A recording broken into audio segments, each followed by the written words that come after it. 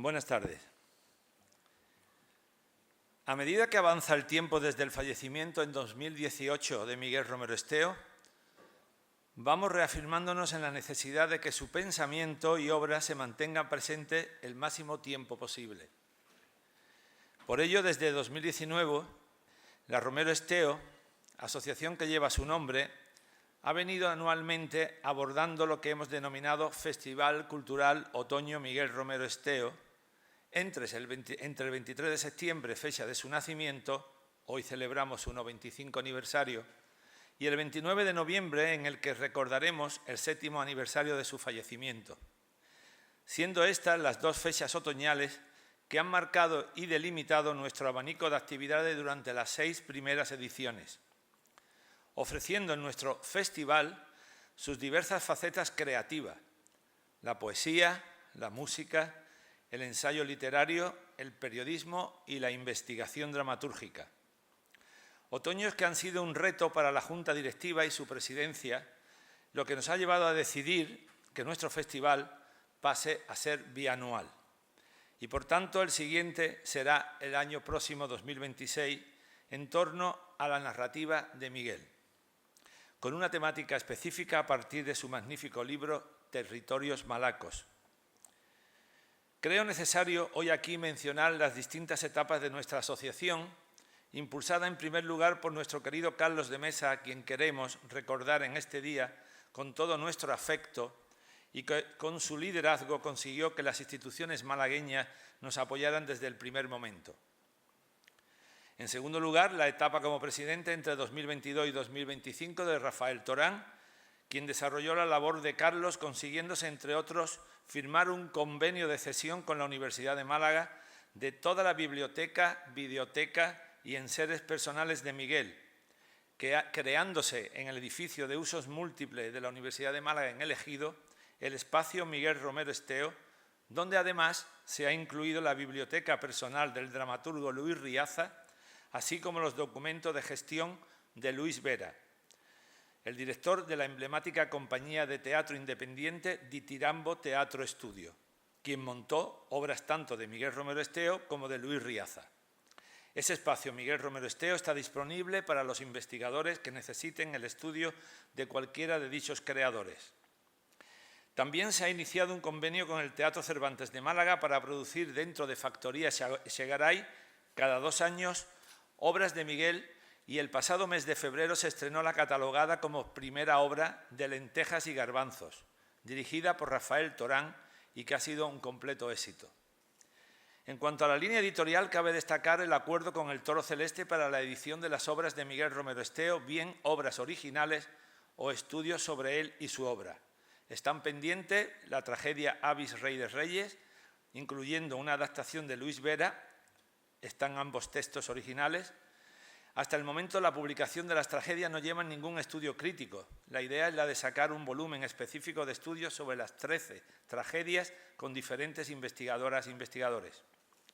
Y por último, el ensayo sobre Tarteso a cargo del profesor y filósofo Juan Gavilán.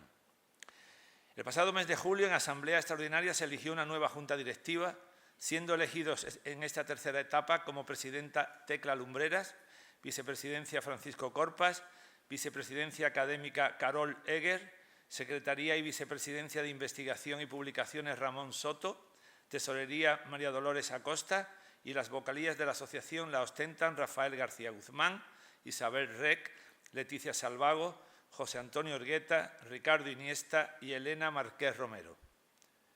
En esta ocasión, por tanto, se inicia una tercera etapa de la Romero Esteo, que quiere en primer lugar agradecer a la Universidad de Málaga su siempre comprensión y apoyo, y especialmente en todos estos años al Vicerrectorado de Cultura, comprometido con la figura del que fue profesor de la UMA.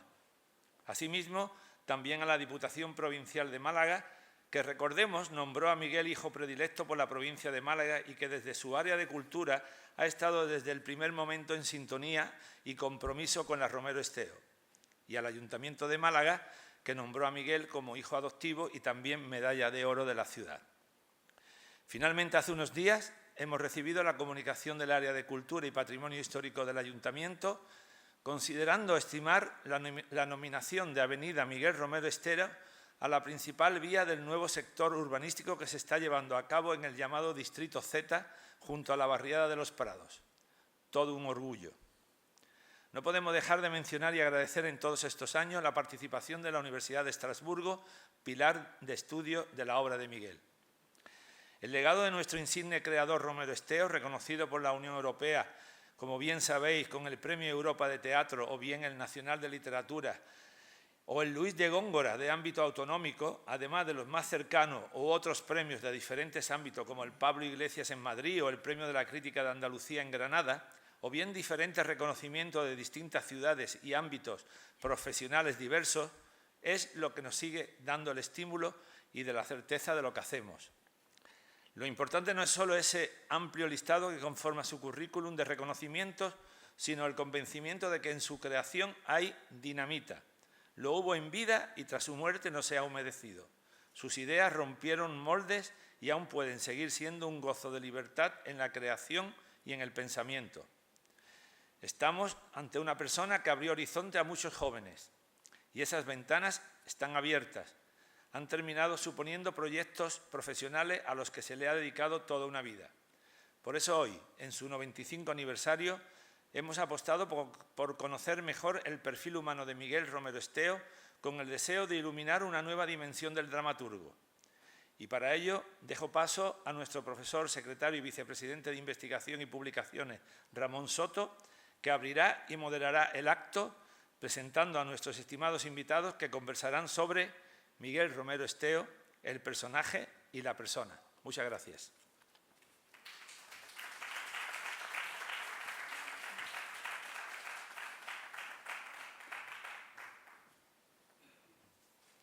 Bueno, muchas gracias, Paco. Muchas gracias, por supuesto, a la mesa, a sus componentes. Muchas gracias al público.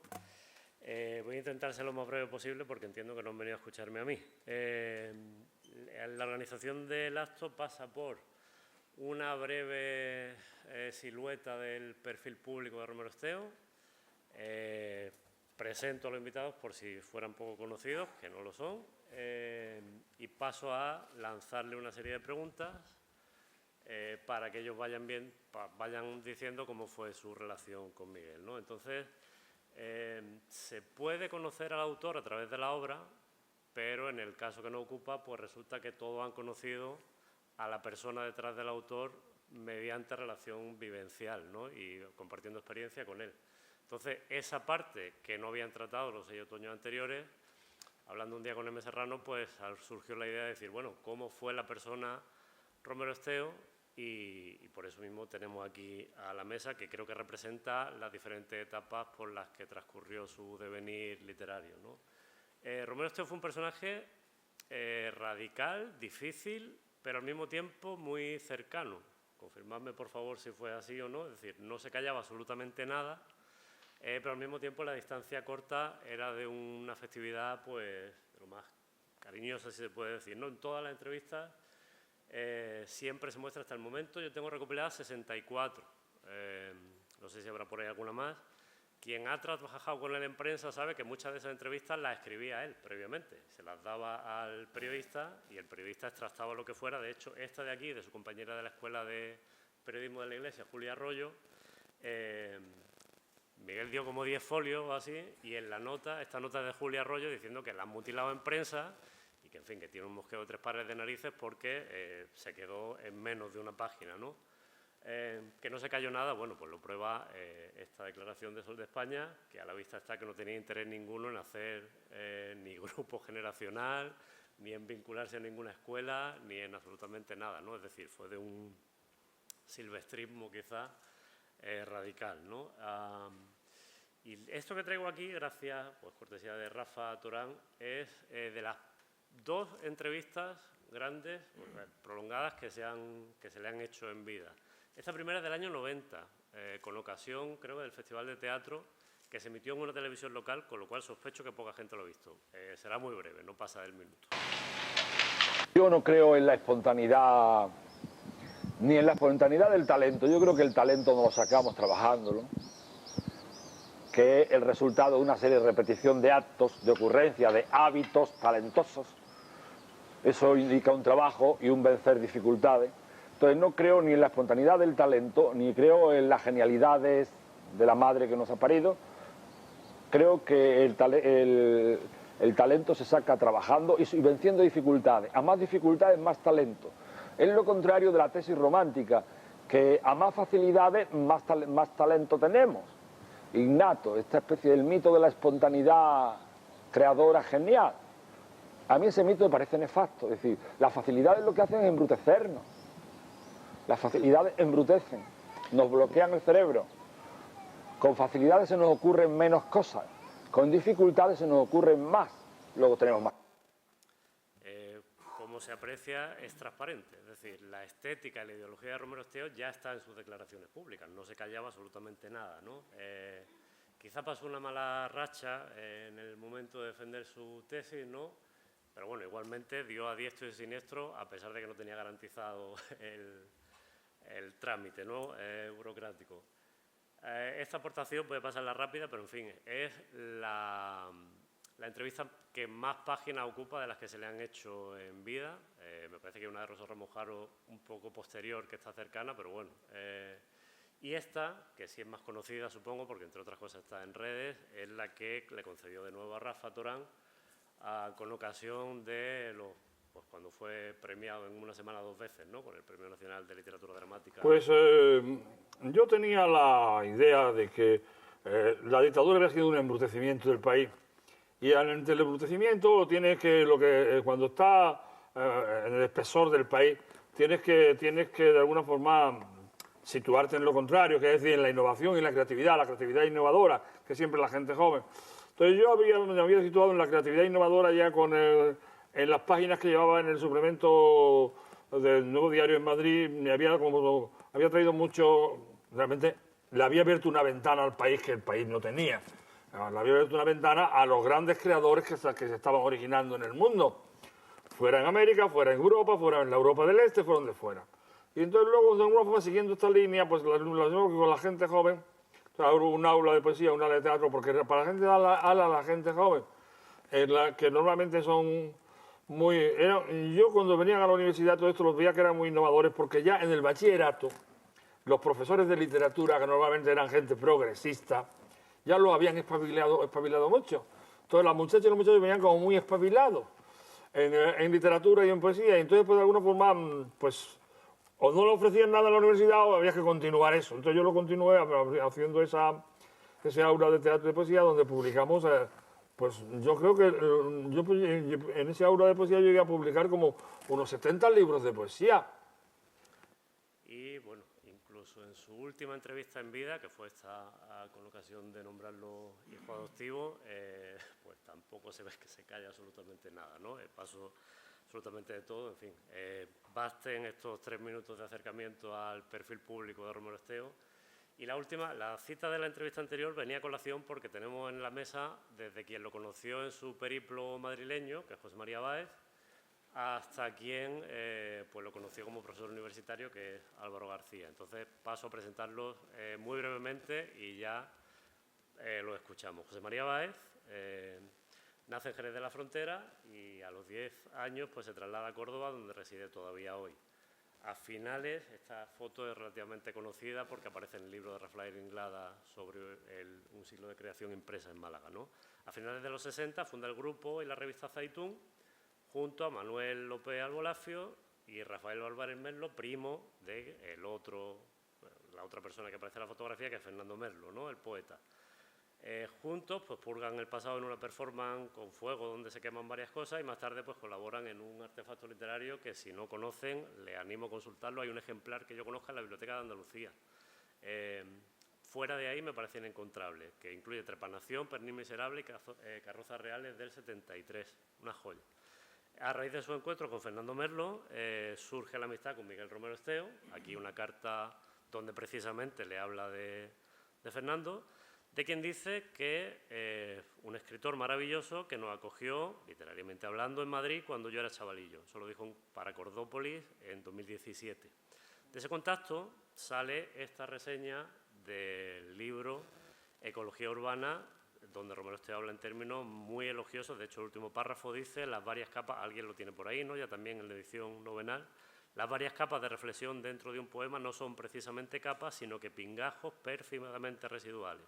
La perfidia, la piadosísima impiedad de los poemas como asesinatos. Pero las artes plásticas pues, se cruzan en su camino y en paralelo a ese quehacer poético inicia una trayectoria, en sus propias palabras, como pintor no artista, en un itinerario que va de la figuración expresionista a la abstracción constructivista. Un primer hito lo constituye La Suite Flamenca, una obra neoyorquina como esta de aquí, en la que comienza a utilizar moldes tipográficos de la también artista Dorotea von Elbe, que se convertirá después en su esposa, y su producción, que combina letra e imagen, genera un nuevo sentido del tópico Pictora Poesis de Horacio, ¿no?, que lo hace merecedor de la beca para nuevas formas de cultura en el año 80. Además, José María Báez ha participado en Arte Contexto, la exposición del Canal de Isabel II en el año 89, ha obtenido el Premio Navarra de Pintura y algunas de sus obras han sido adquiridas por las colecciones, por ejemplo, Martínez Guerrica Beitia o la del Banco de España. Sus obras e intervenciones, como esta que tenemos aquí, han podido verse en el Iván, en Vigo o en su propia Córdoba, donde ha publicado también libros como Arte Contemporáneo en Córdoba, Diccionario Personal e Imágenes y Visiones de Córdoba en 2020. En Málaga, parte de su obra fue expuesta, aquí lo tenemos, en el CAC, de noviembre del 18 a febrero de 2019, bajo el título La vida es como un viento, exposición que fue comisariada por Fernando Francés. Y prueba de su actividad reciente es que esta misma mañana, que ha venido en tren, ha llegado a las 6 hace un momento, ha coordinado la desinstalación de la obra de su última exposición, Un toque de transversalidad, en la Sala Vincorsa de Córdoba, pero al mismo tiempo, el pasado miércoles, el Museo de Bellas Artes de Córdoba inauguraba una exposición con parte de las obras que el artista donó años atrás para los fondos de la institución. Así que un personaje de lo más interesante al que escuchamos en nada. Juan Gavilán le sigue. Sigo, ¿no? Juan Gavilán es, pues, posiblemente de las figuras más señeras del pensamiento en Málaga. Aquí tenía esto, aquí lo tenemos. Y en este mismo foro, pues, ya hemos tenido la suerte de disfrutar de sus intervenciones en el otoño Romero Esteo, al menos que yo recuerde desde el cuarto, ¿no? Ahí lo tenemos con Inmaculada Jabato, que lo entrevistó. Como conocedor a fondo que lo es de la obra de Miguel, de la que fue amigo personal al poco de llegar a Málaga, si no tengo mal entendido, ¿no? Visitando su página web se puede obtener un perfil intelectual de Juan más completo del que yo voy a ofrecer aquí rápidamente, pero sí me gustaría destacar que su primer libro, su primera tentativa filosófica por la vía del saber, lo edita precisamente Romero Esteo en los cuadernillos del Grumete, en el año 84. Desde entonces, pues rigor y afán explicativo son los puntales de una trayectoria que ha pasado por varias etapas: la historia de la filosofía y el enfoque académico, ¿no?, del olvido del logo, de los límites de la razón a la razón de los límites, el legado de Ortega. Ha seguido trabajando en los procesos mentales que intervienen en la producción del lenguaje, en una investigación muy compleja que da como fruto su tesis doctoral, colaborando en el área de lingüística de la UMA, títulos como Lenguaje y creación, Cerebro, mente y conciencia. Además de eso, pues le metió mano a la antropología que impartió en la UNED y a los procesos de creación, donde tiene un libro fundamental que es En el abismo de la creación, Kafka, Proust y Joyce, que además es monumental. Y en una pirueta tan ágil que combina, pues, lingüística, psicología, paleoantropología y otras disciplinas, como por ejemplo en El abismo de la creación, en El laberinto de la hominización. Y por último, que ya es penúltimo, como acaba de decir Paco, ha publicado sobre la noción de identidad libros como Infancia y transexualidad, la transexualidad en el mundo imaginario de la sirenita, o, bueno, ha acuñado el concepto que debería calar en los estudios sobre personalidad de identidades complejas, ¿no?, que es título de su último libro hasta el momento. Aunque, como ha dicho Paco, ya estamos algunos ansiosos, aunque hayamos podido leer alguna parte de la monografía que ha ultimado sobre Tartessos, ¿no? A valedor de Romero Esteo desde que el dramaturgo regresó a Málaga, su apoyo ha sido incondicional, desde el proceso de creación de Tartessos hasta el Premio Europa. Aquí lo tenemos, bueno, estos son libros anteriores, ¿no? Aquí escribe Tartessos, Asilo Interior, en fin, hasta la propuesta para que se le otorgase el Cervantes o la decisión de llamar con su nombre un centro educativo, ¿no? En su vertiente pública, que también la tiene, ha sido un gran impulsor de la inquietud intelectual de la ciudad. Basta recordar un ejemplo reciente que fue su periodo como director del aula de pensamiento del Toro Celeste, durante la cual pues, escuchamos a figuras como Antonio Diegues, Paul Palki, Andrés Villena o Francis Villatoro, que conversaron sobre los asuntos más diversos en un proyecto que ojalá vuelva en algún momento a la vida pública porque lo truncó el COVID. Así que, bueno, confiamos, no sé si tendrás ganas de seguir, pero vamos, a nosotros nos supo poco. Tecla Lumbreras, pues yo creo que podemos leer esto y ya está la presentación hecha, ¿no? Cualquier locura que nos podamos imaginar ahora, Tecla ya la hizo en los años 80. Así que, bueno, pues eso estaba allí antes que nadie, ¿no? La mejor muestra, quizás el documental, eso ya lo hizo Tecla, que le regalaron sus alumnos Hugo Chapón y Lucas García. De padre bilbaíno y madre alemana, por eso su segundo apellido es Crauel, al terminar sus estudios dejó Málaga para llevar en la transición 2 años de vida hippie en París, ¿no? Junto a José Miguel Hermoso, que también fue objeto de un documental hace un par de años. Y a su regreso forma parte del taller 710, que dirige durante 10 años, desde el año 84, la Galería de Arte del Colegio de Arquitectos. Ha trabajado en el Consejo, el documental, en el Consejo Asesor del Ateneo, en la Alianza Francesa, ha inaugurado con Inmaculada Jabato la Galería de Arte La Buena Estrella, ha sido directora del área de cultura de la Diputación, que consiguió llevar hasta Arco, ha publicado como columnista en Sur, ha escrito libros sobre temas diversos, del estilo del relax, planes estratégicos provinciales o de la Costa del Sol, ha enseñado en la Facultad de Ciencias de la Comunicación y, bueno, desde que volvió de Francia, pues probablemente ha sido la mayor agitadora de la escena cultural de la provincia, ¿no? Prueba de ello son los reconocimientos que se le vienen dando de un tiempo a esta parte, pues el vicerrectorado de Cultura, que desempeñó desde 2016 hasta el año pasado, a los premios Moment, Asociación de Mujeres en las Artes Visuales, o el premio Ciudad de Málaga, que aquí recoge de la cultura. Tanto es así que en marzo de este año Sur la nombraba como una de las 100 malagueñas más influyentes de la provincia. Esto lo traigo porque Rafa Torán, el mayor responsable de que yo esté aquí junto con Juan Gavilán, que son quienes me animaron a empezar con esto. Así que, bueno, Rafa también ha sido un agitador cultural pues infatigable y desde su juventud, pues su trayectoria personal y profesional se ha cruzado prácticamente a lo largo de toda la vida de Miguel, de Romero Esteo. En lo personal, porque desde un taller de teatro de finales de los 70 lo acompañó hasta los últimos días, cuando ya lo cuidaba esta mujer en casa, ¿no? Y en lo profesional, pues porque en el 75 funda Tonada Teatro, que junto con Aguarrá, y está el cartel de la representación, montaría el barco de papel del propio Miguel. Por cierto, el figurín el boceto del escenario lo tiene la Fundación Juan Marc. No sé si por ahí lo tendrás tú, pero lo tienen en Madrid, guardado. Más tarde constituyó Teatro del Laboratorio y en el año 82 pasó a dirigir el Teatro Municipal de Marbella. En el año 87 se convierte en director de la compañía teatral Metrónomo y van sucediéndose varios proyectos que culminan en el 2002 con el Premio Meridiana del Instituto Andaluz de la Mujer, por la campaña Mujer y Teatro, las dramaturgas andaluzas desde 1500 a nuestros días. A partir de ahí ha compaginado la labor teatral con la docencia en 2 escuelas de arte dramático, la de Málaga y la de Córdoba, en sus últimos 7 años, y ha formado parte de varias comisiones del CAT, del Centro Andaluz de Teatro. Y en 2000 inicia su proyecto más duradero, que es la compañía Teatro del Gato, una de cuyas ramificaciones es la empresa de gestión cultural El Gato, con la que por fin pues ha podido llevar a Romero Esteo a las tablas. Ahí están la Oropéndola, que se representó en 2014 en el Echegaray, y Manual de Bricolaje, que se representó 3 años antes. He confundido ahí los carteles. El último estreno, como ha dicho Paco, ha sido de Lenteja y Garbanzo este pasado febrero y marzo. Fruto también de su desempeño en el teatro independiente, escribe su tesis doctoral, dirigida por Rosa Romojaro, a quien invitamos precisamente a esta mesa y deseamos que se recupere por lo mejor posible, ¿no?, de su operación. Esa tesis iba sobre el desarrollo teatral en Málaga desde el 50 hasta comienzos de este siglo, cuyo último capítulo está centrado en Romero Esteo. Por eso no es casualidad que editase el volumen de 2019, al poco de fallecer, Romero Esteo Esencial.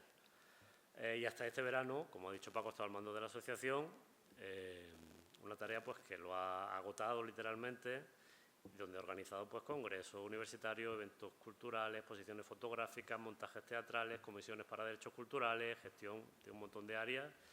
Y bueno, aunque sigue vinculado a la asociación, porque no ha dejado de ser socio, pues echará de menos el entusiasmo con el que ha trabajado, ¿no? Y por último, pero no por ello menos importante, Álvaro García, a mí me parece el poeta nacido en Málaga cuya obra le ha granjeado más prestigio de fuera, por lo menos desde Emilio Prado y Manuel Alto Laguirre, que no son dos desconocidos precisamente, ¿no? Quizás sea el reconocimiento a una vida entregada a la literatura. Fue Romero Esteo, de hecho, quien edita sus primeros poemas en un cuadernillo del Grumete del año 83. 6 años después obtiene el premio Hiperión por La noche junto al álbum, y en la década de los 90 le siguen otros títulos: Intemperie, Para lo que no existe, aunque cambia de rumbo poético, y en Caída, en el año 2002, comienza un recorrido que termina en El ciclo de la evaporación, y quizá el hito más representativo de este ciclo sea la concesión del premio Loewe por Canción en blanco, del año 2011. La mayor prueba, creo, de que su obra figura entre lo más excelso de la última poesía española es que aparece antologado en la cuarta persona del plural de su compañero de universidad, Vicente Luis Mora, ¿no?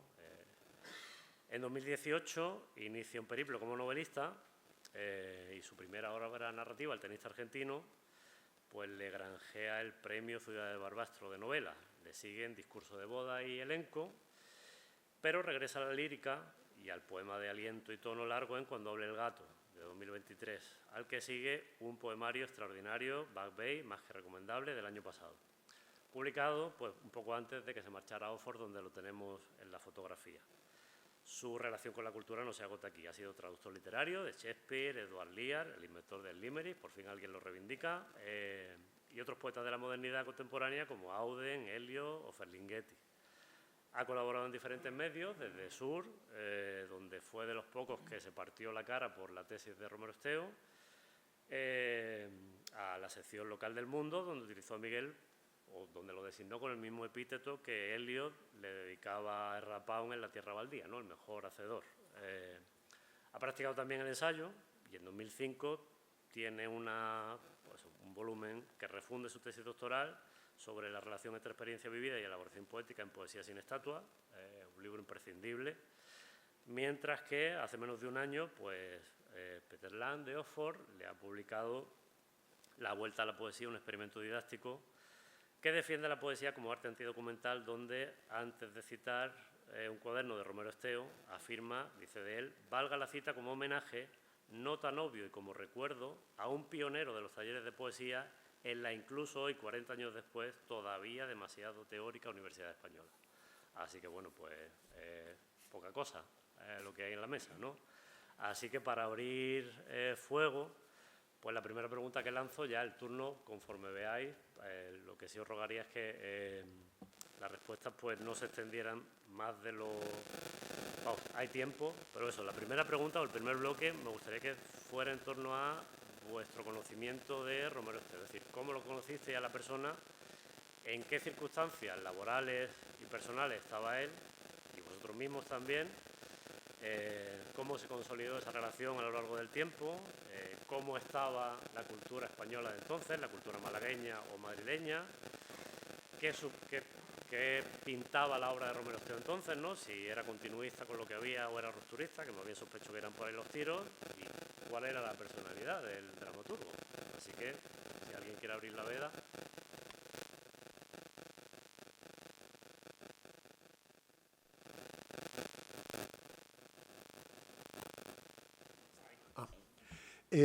Empiezo yo, pero por una cuestión cronológica puramente, porque yo lo conocí en el verano del 71. Lo conocí aquí en Málaga, precisamente, y yo en ese tiempo venía con mucha frecuencia a Málaga porque era muy amigo de Fernando Merlo y de todo un grupo que en ese momento estaba intentando poner en marcha una revista. Y entonces Miguel venía con frecuencia, él estaba todavía en Madrid, pero venía con mucha frecuencia a visitar a su madre y a sus hermanos, y fue cuando justamente empezó a colaborar en Nuevo Diario. En ese momento, en el 71, bueno, la publicación de la antología Nueve Novísimos de José María Castellet, pues incentivó mucho la publicación de antologías. Todo el mundo se volvió muy loco queriendo hacer antologías, ¿no? Y Miguel, desde las páginas de Nuevo Diario, que él, como sabéis, se dedicaba a escribir sobre autores extranjeros, pero él siempre metía cuñas y en una crónica que hizo de un libro de Ferlinghetti, aprovechó para lanzar una generación de poetas andaluces nuevos que se creó él, o sea, que él fue el que se lo inventó, y que de alguna manera quería contrarrestar contra todos esa historia de los novísimos. Porque los novísimos, cuando los vemos hoy, pues vemos que aquello era una especie de mare magnum, de que cada uno era de su padre y su madre, pero en su momento tenían una cierta coherencia. La coherencia era que se oponían radicalmente a todo lo que había sucedido en la poesía anterior, ¿no? Y entonces, inmediatamente hubo una explosión clónica de novísimos. Surgieron novísimos en todos los pueblos de España, ¿no? Y claro, ante eso Miguel pues se reía mucho y intentó y encontró un grupo que de alguna manera rompía con ese esquema clónico de los novísimos. Y a partir de ahí él crea esta idea de nueva generación que está formada, en su opinión, por Quico Rivas y Juan Manuel Bonet, que entonces vivían en Sevilla, Justo Navarro y José Carlos Rosales en Granada, Fernando Merlo en Málaga y yo en Córdoba. Y a partir de ahí incluso nosotros empezamos a creernos que efectivamente formábamos parte de una nueva generación. Incluso yo luego empecé a preguiñar la posibilidad de hacer una antología especial, una antología que eran 6 poetas, en el que incluí a un poeta verdaderamente raro, que era Mariano Sánchez, del que nadie ha hablado, pero que siempre estaba ahí y era un tío muy peculiar. En realidad, yo no sé cómo conoció Justo Navarro y José Carlos Rosales, sí habían estado de alguna manera más vinculados al mundo de la literatura. Quico Rivas y Juan Manuel Bonet entonces escribían, pero también estaban vinculados al mundo del equipo múltiple, que era un equipo de pintores. A partir de ese momento nosotros empezamos a conocernos y a tratarnos, ¿no? Pero realmente para mí el misterio más misterioso es cómo contactó con Mariano Sánchez, porque a mí me sedujo de inmediato, pero era un tío muy peculiar. Mariano Sánchez vivía en un pueblo de la provincia de Almería, muy cerca de Almería, que se llama Rioja, y era un tío muy raro, porque era un tío que, bueno, creo que aparte de la literatura también se dedicaba a la arqueología y hacía cosas muy raras. Y este hombre lo que poetizaba era las historias más cotidianas que ocurrían en su pequeño pueblo. Por ejemplo, un vecino se quejaba de que otro vecino le había entrado por la noche en el huerto y le había robado unos cebollinos. Y entonces el tío hacía unos poemas sobre este robo, ¿no? O otro amigo suyo, que en ese tiempo el Granada estaba en primera división y era seguidor del Granada, y fue a ver un partido del Granada y del Real Madrid. Lógicamente el Real Madrid acabó goleando al Granada y este hombre hacía un poema alabando esa goleada del Real Madrid, porque de alguna manera su amigo había salido muy deprimido, pero que de alguna manera evidenciaba que el Granada era un equipo que tenía entidad como para pelear con los primeros, ¿no? No sé exactamente de dónde, ese sí fue realmente todo un misterio. Y además tuvimos mucho contacto epistolar, pero con Mariano Sánchez nunca nos conocimos. Nosotros cuando yo tenía 22 años más o menos y Fernando Merlo tenía pues 20 años o 19, porque Fernando era un poquito más joven que yo. Y Miguel nos doblaba la edad. Y a nosotros nos parecía siempre muy raro. O sea, a Miguel nos parecía muy, muy raro porque estaba en un mundo completamente distinto al nuestro. Nosotros, por ejemplo, pues experimentábamos mucho con las drogas, porque era lo que se hacía en ese tiempo, y Miguel las drogas no quería ni mentarlas, ¿no? Nosotros éramos muy promiscuos sexualmente, y Miguel de sexo, bueno, es que decía que el sexo y la cosa amatoria, que eso era una cosa mala, una enfermedad que había que evitar, ¿no?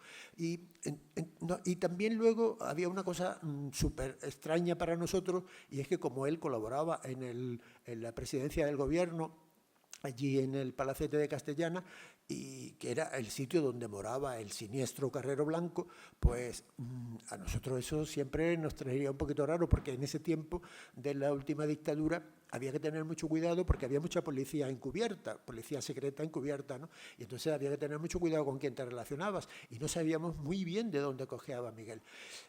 Nosotros no llegamos nunca a leer a Miguel Romero Esteo, porque él nunca nos dejaba sus textos, sino que nosotros estábamos fascinados con su personalidad, con las cosas que él pregonaba, porque además coincidía con lo que nosotros queríamos.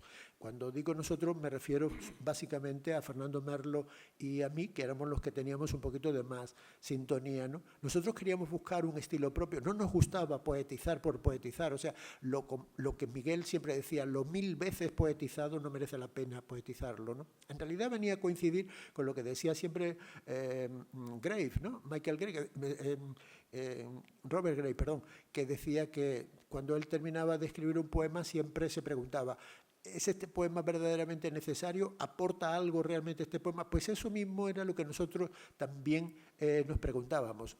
Para nosotros era mucho más interesante el encontrar una voz propia, y en ese momento Miguel era el cauce perfecto para que nosotros nos incentivara en esa búsqueda en la que nosotros estábamos implicados, ¿no? Bueno.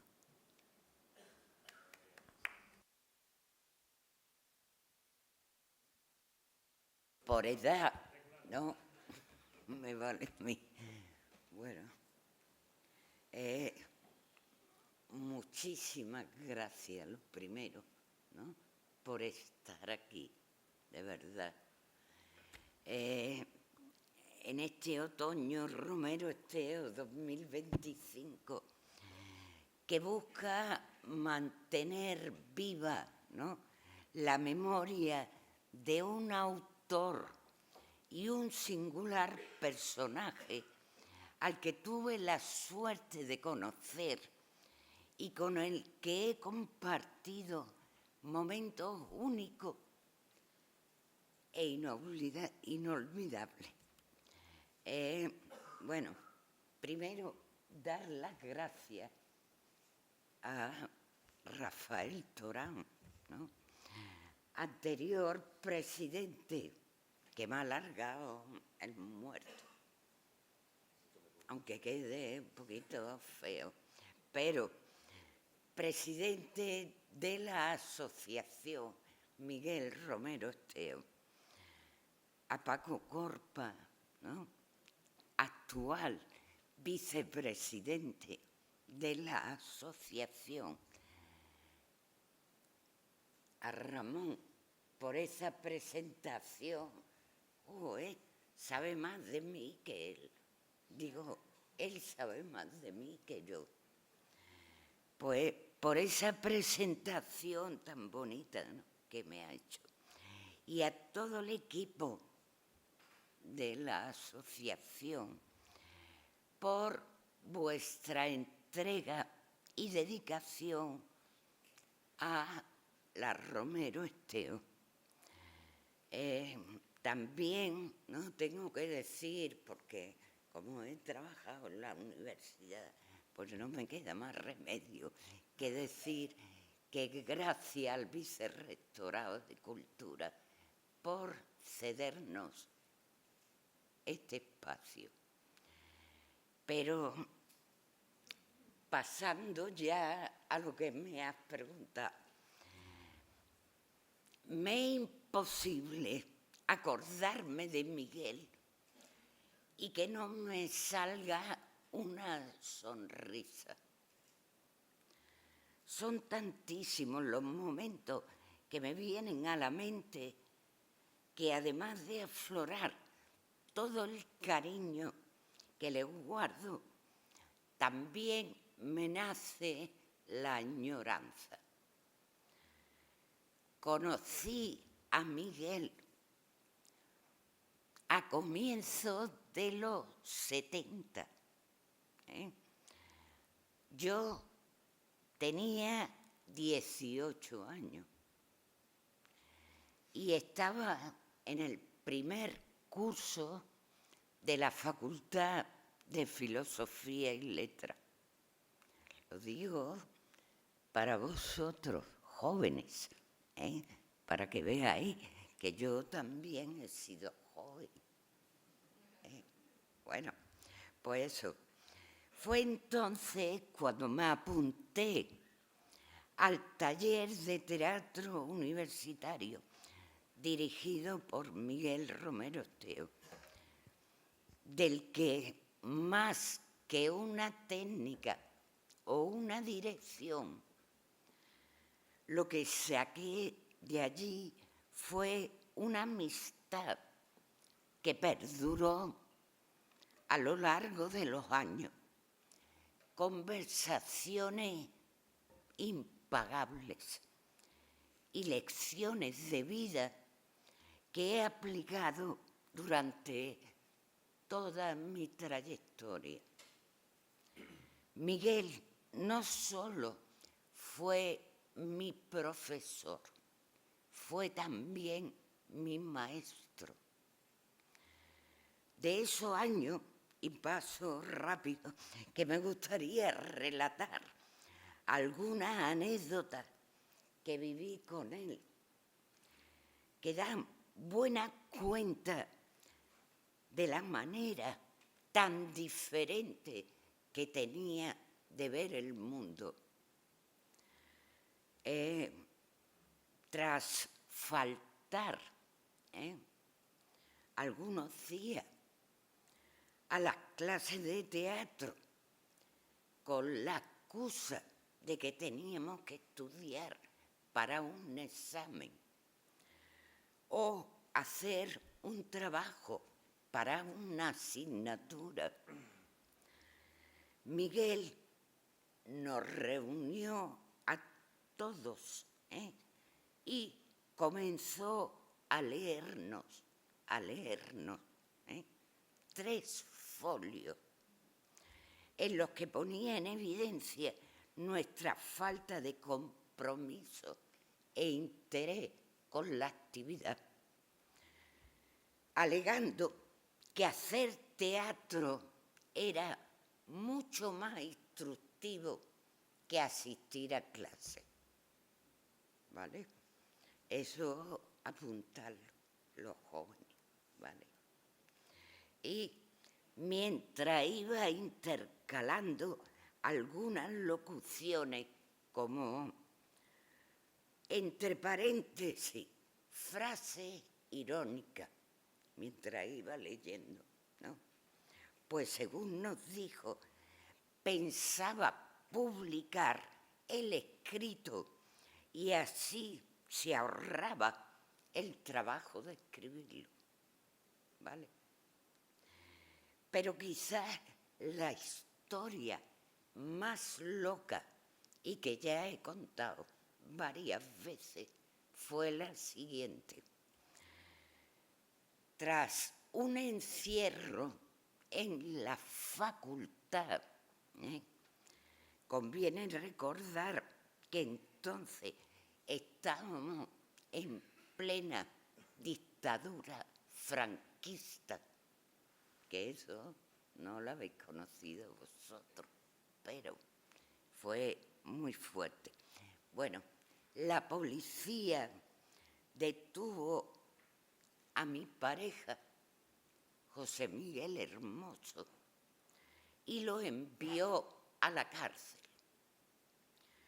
La noche en la que por fin habíamos reunido el dinero para sacarlo, para pagar la fianza y sacarlo a la calle, Miguel me llamó por teléfono para proponerme que en vez de ponerlo en libertad, así fue, muy fuerte, en vez de utilizáramos el dinero recogido para comprarle una buena guitarra y así tendría tiempo para ensayar y componer canciones tranquilamente, además de abandonar la política. Como podrán suponer, dije que no.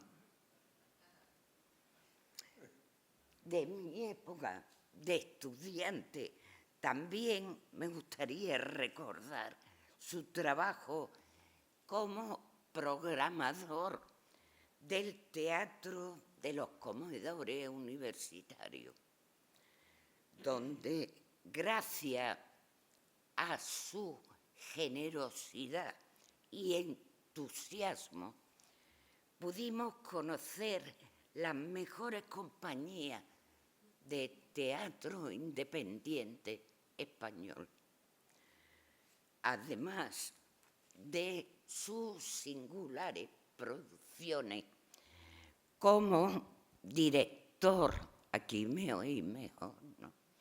Como director del aula de teatro de la Universidad de Málaga, entre las que estaban La pájara pinta de Rafael Alberti, Don Perlimplín con Belisa en su jardín de Federico García Lorca, La vida es sueño, también de Calderón de la Barca, y Ivonne, princesa de Borgoña, aunque nunca llegara a materializarse. Y por último, no, ya me queda poco, mencionar su entrega y dedicación como profesor en la Facultad de Filosofía y Letras, donde desde 1967 hasta su jubilación impartió clases en la asignatura Sociología de la Literatura, gozando de una gran reputación entre sus alumnos.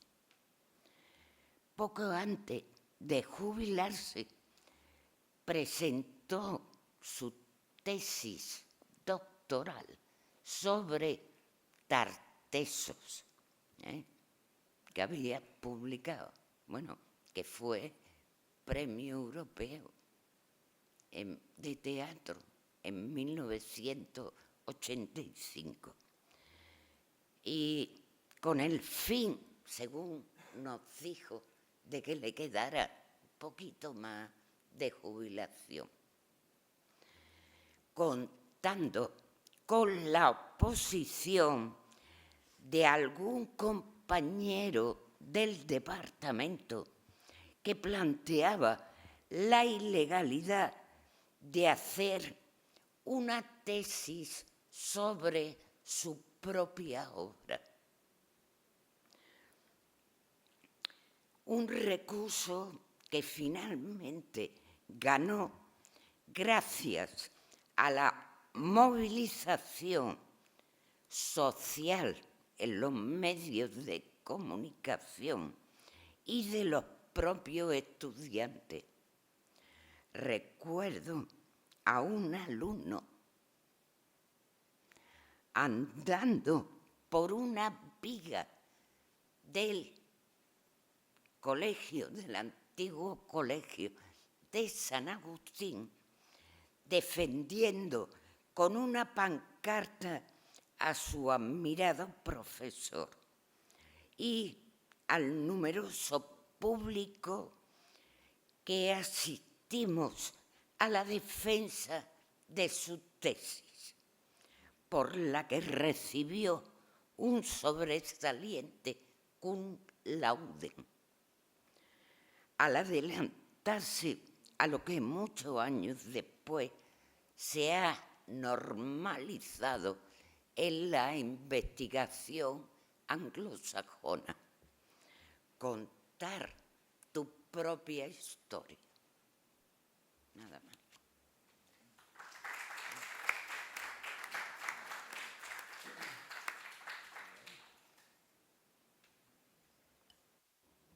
Buenas tardes, como todos. Muy agradecido a la asociación y evidentemente agradecido a Ramón por las palabras tan amables. Yo quería contar un par de cosas solo, una para empezar, posiblemente la otra si tenemos tiempo. Y para empezar, dos cuestiones que me parecen importantes.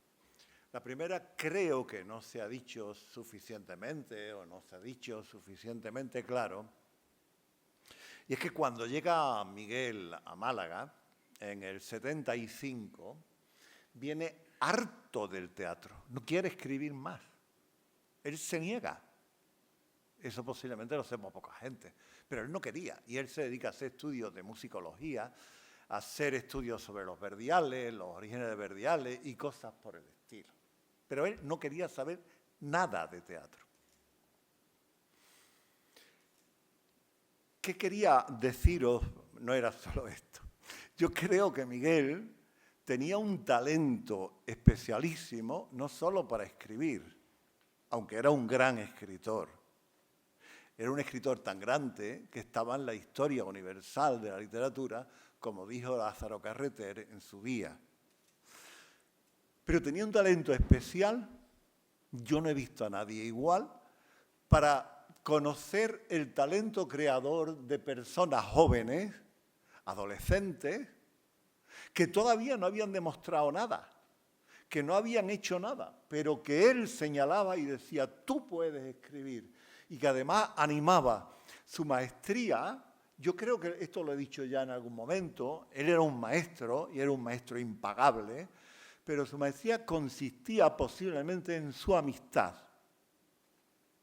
No era un maestro distante, no era un maestro que se mantuviera en la distancia y que diera lecciones teóricas acerca de la historia de la literatura.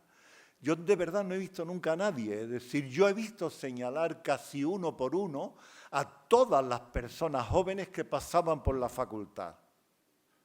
Yo era un poco mayor y entonces me llamaba y me decía, acabo de encontrar un alumno en tal que ese será un gran poeta, acabo de encontrar a alguien que será un gran filósofo, y acertaba prácticamente en la totalidad. Hay nombre, aquí tenemos, por ejemplo, a Tecla, tenemos a... Sí, bueno, Álvaro, a mí Álvaro me habló de él antes de que yo pudiera conocerlo y me hablaba como tal. Pero de una figura emergente. Hablaba de Fortuny, hablaba de todos. Yo creo que si reuniéramos en Málaga todos los que le debemos algo a Miguel, formaríamos un equipo fantástico.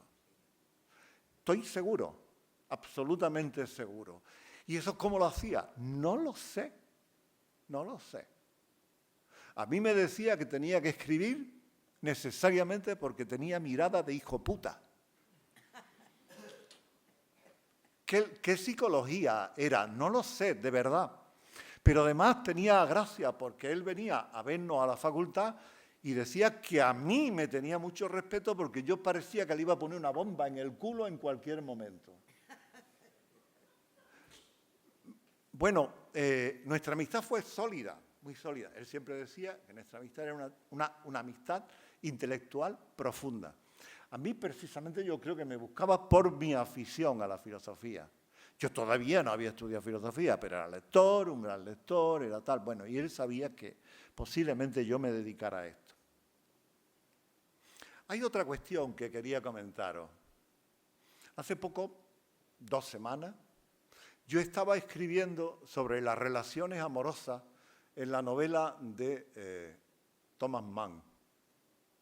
Me llamaba mucho la atención porque Thomas Mann manifiesta en muchas obras un deseo homoerótico, pero está casado, se casa con Katia y tiene 6 hijos. Entonces, a mí me producía como cierta curiosidad saber cómo se producían las relaciones amorosas en un autor tan conocido. Premio Nobel, 18 o 19 doctorados honoris causa por distintas universidades de todo el mundo, tal, y que mantuviera esa alegría y ese tipo de valentía para manifestar de una manera clara, para escribir de una manera clara, Muerte en Venecia. Yo, Peliculón, que además es peliculón de Visconti, tenéis que verlo. que además es un peliculón de Luchino Visconti. Yo vi primero la película que leer la obra. Entonces, realmente estaba buscando esto y me fui a mi biblioteca a tirar de un librito que recordaba que era un gran libro de Roland Barthes. Él era un admirador de Roland Barthes, Miguel Romero Esteo. Después puedo hablar de esto por la relación del pensamiento, la filosofía, la antropología con la obra literaria de Miguel.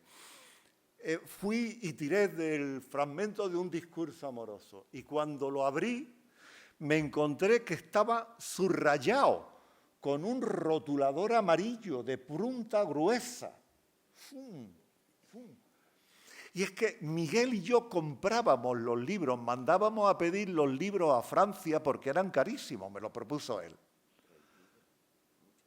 Algunos prohibidos, pero este no, este concretamente no, sino sencillamente es que valían muy caros, valían carísimos. Entre el cambio, todavía no pertenecíamos a la comunidad, eran carísimas. Entonces los comprábamos entre los dos y los leíamos. Primero él, después yo, o primero yo, después él. Y además veíamos nuestros subrayados, ¿no? Pero a mí me produjo una impresión fuerte, porque yo no me acordaba que los fragmentos del discurso amoroso de Roland Barthes lo hubiéramos comprado y lo hubiera leído. Yo lo sabía por su subrayado, no por otra cosa, no nos lo dedicábamos, ¿no? Entonces, es curioso porque realmente, fijaros bien que estos fragmentos del discurso amoroso se han traducido hace muy poquito tiempo al español. Y hace poco me lo encontré en la librería Montaña así, del texto español. Es decir, nosotros lo habíamos leído en el año 77. No lo digo por mí, que por mí no tiene mérito. Yo me he dedicado a la filosofía y me he dedicado a la antropología. No, lo digo por él. Es que Miguel en el año 77 ya había leído aquello que no había leído nadie en España. Y había leído a Edgar Morin, que no lo había leído nadie en España, el Diario de California. Y habíamos comprado en Francia el método de Edgar Morin, que no lo había leído nadie en España hasta que lo tradujeran, ¿no? Y posiblemente nadie. Ahora hay mentes por ahí fantásticas que hablan sobre las ciencias de la complejidad. De la complejidad hablaba Miguel Romero Esteo en el año 70 y poco. Entonces realmente es importante el saber que estando en Málaga, él lograba aglutinar a mucha gente joven que él creía que tenían talento y verdaderamente lo tenían. A las pruebas me remito, están ahí como grandes figuras de la literatura malagueña, ¿no? Y realmente también hacía otra cosa, que era montar una especie de escuela casi particular, ¿no? En la que él hablaba de filosofía, hablaba de sus temas, maestría, pero su magisterio era un magisterio de la amistad. Él hablaba de filosofía, hablaba de literatura ante una cerveza. Me perdonáis, no iba a hablar de esto, pero una historia que tiene certeza. La voy a hacer rápido, además. Un día me lo encuentro, yo me voy del centro de Málaga y él entra al centro de Málaga en el autobús. Me vio un poco raro y dije, ¿qué te pasa? Y, bueno, yo estaba preocupado porque había un pasaje de un libro que estaba escribiendo entonces que no me salía. Y se lo dije. Me dijo, vente, vamos. Y nos tomamos una cerveza en el Solimar, aquella cafetería que había en tal, ¿no? Bueno, y se pasó más de media hora hablándome del ensayo en Varela. Yo no había oído hablar del ensayo en Varela nunca. Y yo no creo que ninguno de vosotros haya leído el ensayo de Varela en tal. Si alguien lo ha leído, de verdad que chapó, ¿no? Yo no lo había leído. Pero es que cuando llevábamos 40 minutos, se acercaron dos señoras, dos mujeres maduras, y nos dijeron, profesor, ¿le importa que nos sentemos para escuchar la lección de Varela que usted da, la lección de literatura que usted está dando? Y resulta que eran dos licenciadas, dos profesoras de Puerto Rico que venían al curso de Filología Superior de Lingüística que daba Manuel Alvar aquí en la Universidad de Málaga. De gran altura, era otro de los fenómenos malagueños que... no era malagueño, pero en fin, vivía en Málaga y tal. Este era Miguel, este era Miguel. Es verdad que era muy afable, pero al que no le caía bien no entraba ni con 2 cervezas. No, imposible. Era bastante quisquilloso. Si le caía a alguien mal, no accedían a él. Bueno, en la próxima, si queréis, yo intentaré hablar de la relación entre el pensamiento y la literatura en la obra de Miguel, que creo que es un tema muy interesante porque creo que es lo que lo distingue, o una de las cuestiones, una de las cuestiones que lo distingue.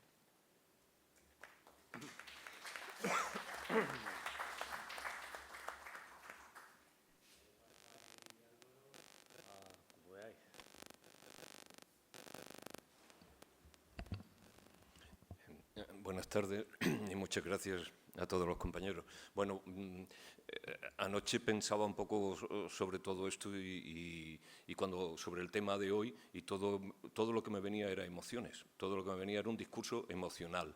Y entonces digo, bueno, voy a ser muy breve, muy escueto y voy a decir los 3 momentos importantes de Miguel en mi vida. Yo le conocí siendo yo muy joven, yo no sé, 18, 19 años o por ahí, y en aquel entonces yo estaba decantándome si hacer teatro.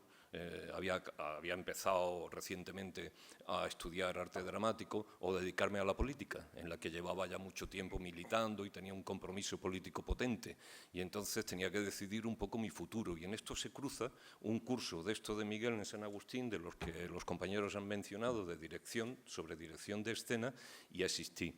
Y me encuentro con una calor que hacía increíble a un señor con unas botas camperas, un pantalón de pana, una camisa de cuadro y un anorak naranja. Y encima empieza a dar las clases de una manera explosiva. Yo estaba allí pues un poco acojonado, totalmente sorprendido, pero este hombre ¿qué hace? ¿Qué dice? ¿Quién es? ¿Qué no sé? No, alucinante. Al tercer día estaba yo solo. Y el curso me lo dio a mí. No sé, la gente pues no le aguantaría, y es que Miguel tiene eso, que también lo habéis mencionado, ¿no? Y entonces ahí ya me di cuenta que me dedicaba al teatro. Digo, no sé si me equivocaré o no me equivocaré en mi vida, pero me voy a dedicar al teatro, porque me transmitió una pasión y sobre todo me transmitió una idea que no la he abandonado nunca, que el teatro es ciencia. El teatro por encima de todo es ciencia. Y siempre me lo comparaba con la ingeniería y me hablaba de cálculos. Todo el rato eran cálculos. Cálculos matemáticos, cálculos físicos, cálculo de leyes ópticas, cálculos... Y yo estaba alucinando con eso. Claro, a mí todo aquello de las musas, las inspiraciones, el romanticismo este poético del mundo del teatro, nada, tontería, tontería. Entonces empecé a trabajar y a comprender el teatro de otra manera y a partir de ahí pues he intentado también a mi alumnado, cuando me hice docente y todo eso, pues transmitir esas ideas en la medida en que pude. Ni la gracia, ni el conocimiento, ni la sabiduría de Miguel. Hice lo que pude, pero intenté seguir un poco sus conocimientos, que por cierto pudimos publicarlo desde la Universidad Popular de Marbella, que Paco Corpas también estaba implicado en aquel entonces en eso, en un librito que se llamó El Prontuario del Teatro Amateur, que le pedimos que lo hiciera porque en aquel entonces en Marbella pues pudimos crear desde la Universidad Popular el premio de teatro breve Romero Esteo. Y ahí se publicó con el primer ganador, que fue José Antonio Garriga Vela, pues se adjuntó este prontuario del teatro amateur, que eran indicaciones para la gente joven que quería hacer teatro, pero con una claridad impresionante. Tanto es así que posteriormente la Consejería de Cultura lo editó ya en condiciones, ya ahí más potente, ¿no? ese prontuario, ¿no? Por la validez que tuvo y que sigue teniendo, porque lo que dice son razones totalmente básicas sobre el teatro. Bien, eso fue el conocimiento, cómo conocía a Miguel, y era un hombre explosivo, desbordante, divertidísimo, por supuesto, ¿no? Muy radical en todo, en fin, ya esa es la parte de los titulares. Después, yo ya mi vida pues ya fue dando tumbos para otro lado y a Miguel le veía de forma intermitente. Cuando él ya estaba, esto yo le conozco cuando él viene de Madrid, año 75 viene, yo le conocí en el 77, 76, por ahí. Después, cuando noto en el trato con él noto, bueno, él venía a las primeras obras de teatro que yo montaba y, oye, y era fantástico porque es que tenía un tío de esa calidad a mi lado diciéndome, motivándome, pero motivándome muchísimo, animándome a seguir adelante y a la vez corrigiéndome. Digo, vaya lujo, ¿no?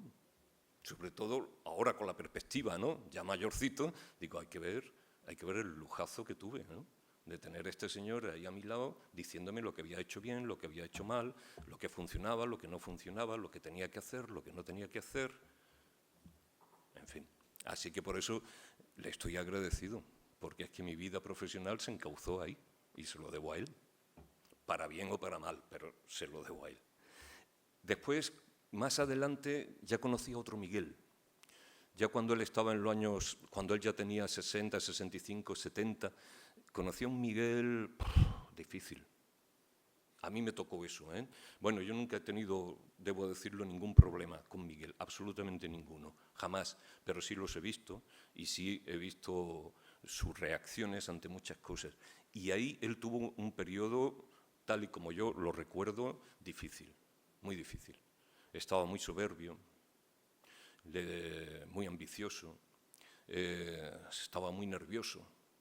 Yo creo que porque ya por su edad, ¿no?, ya veía pues, que estaba entrando en los últimos periodos, el último periodo, a lo mejor no había alcanzado lo que él quería, por eso se obsesionó tanto con el premio Nobel, ¿no?, porque tuvo, no sé si conocéis la anécdota, no anécdota, sino el dato de que su obra Tartesso está en la Biblioteca de los Nobles, ¿no?, porque al haber ganado el premio Consejo de Europa en el año 85, esa obra pasa a la Biblioteca de los Nobles. Entonces está ahí y él pues insistió mucho con eso de que él podía ser un candidato, pero que no fue por temas políticos, en fin, toda la historia esa que ahora no voy a dar detalles, pero ese periodo yo le vi a un Miguel difícil. Tanto fue así que recordamos se organizó en Madrid un desayuno con periodistas para poder hablar precisamente de su obra, de sus tragedias, de Tartessos y todo eso, y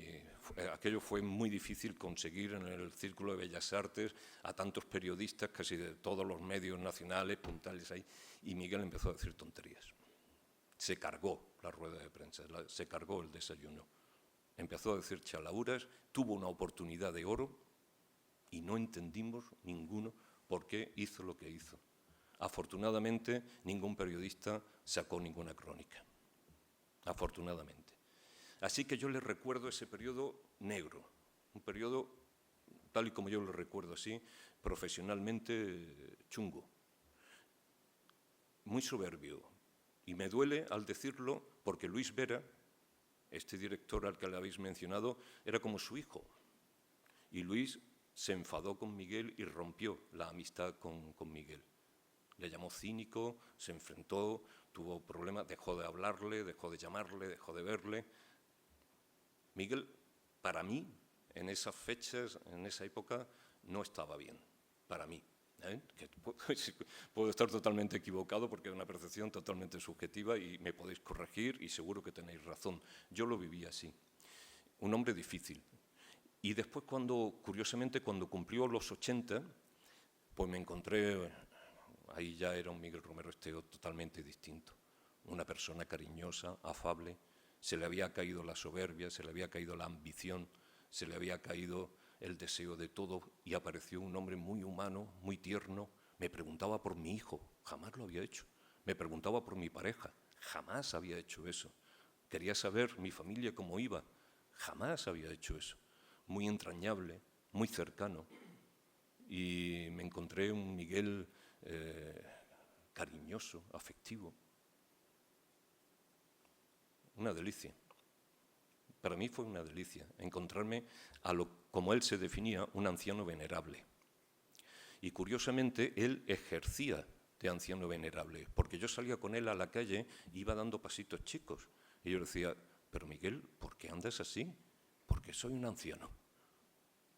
Pero él no era un anciano, no tenía fuerza suficiente. De hecho, por un accidente, por una historia, le llevé al hospital y recuerdo la anécdota que el médico le hizo una serie de pruebas, yo veía como el tío levantaba las piernas, digo, este hombre tiene buenos abdominales, estaba ahí levantando las piernas, no sé qué, y el médico viene para mí y me dice, este hombre es lo que tiene inanición, este hombre no come, es lo único que tiene, debilidad porque no come.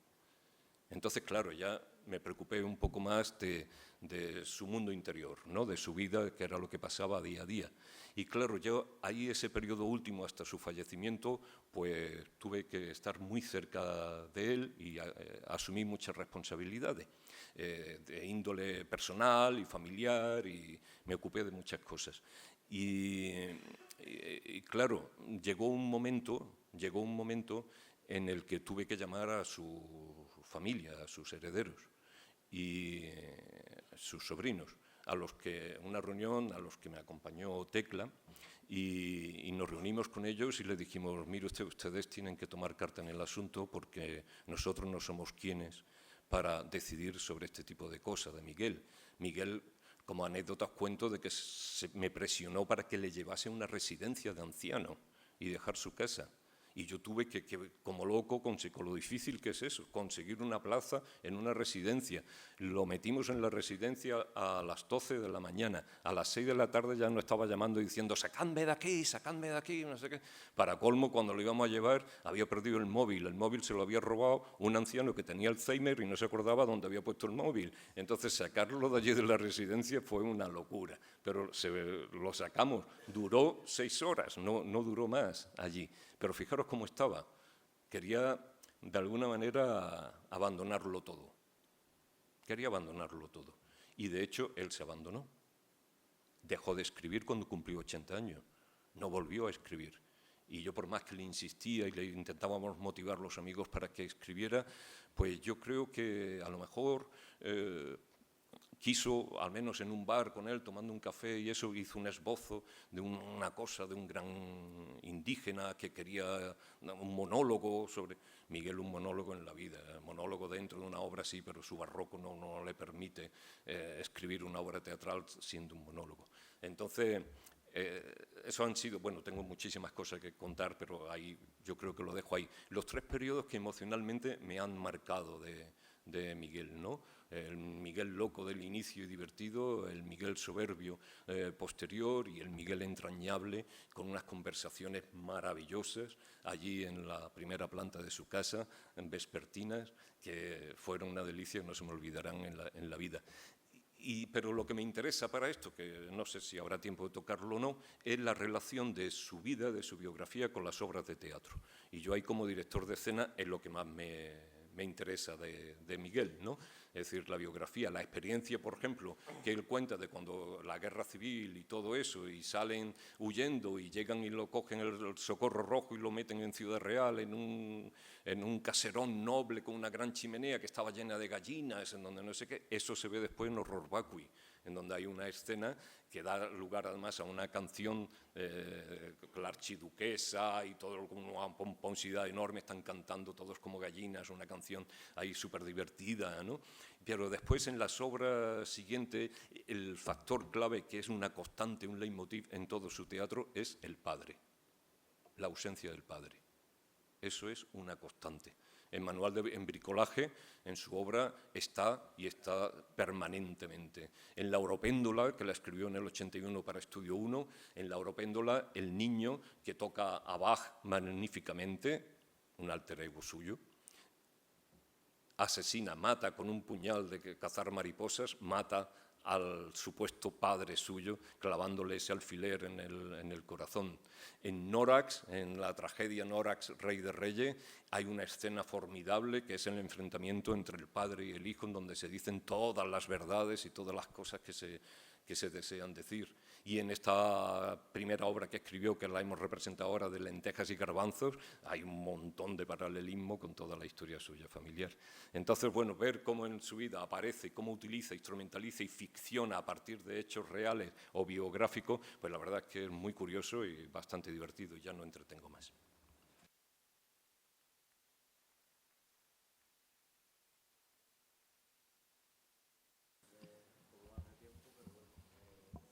Bueno, esta intervención, desarrolla el tiempo que necesite y luego sí me gustaría preguntaros, aunque fuera una cosa más de índole más breve, si os parece.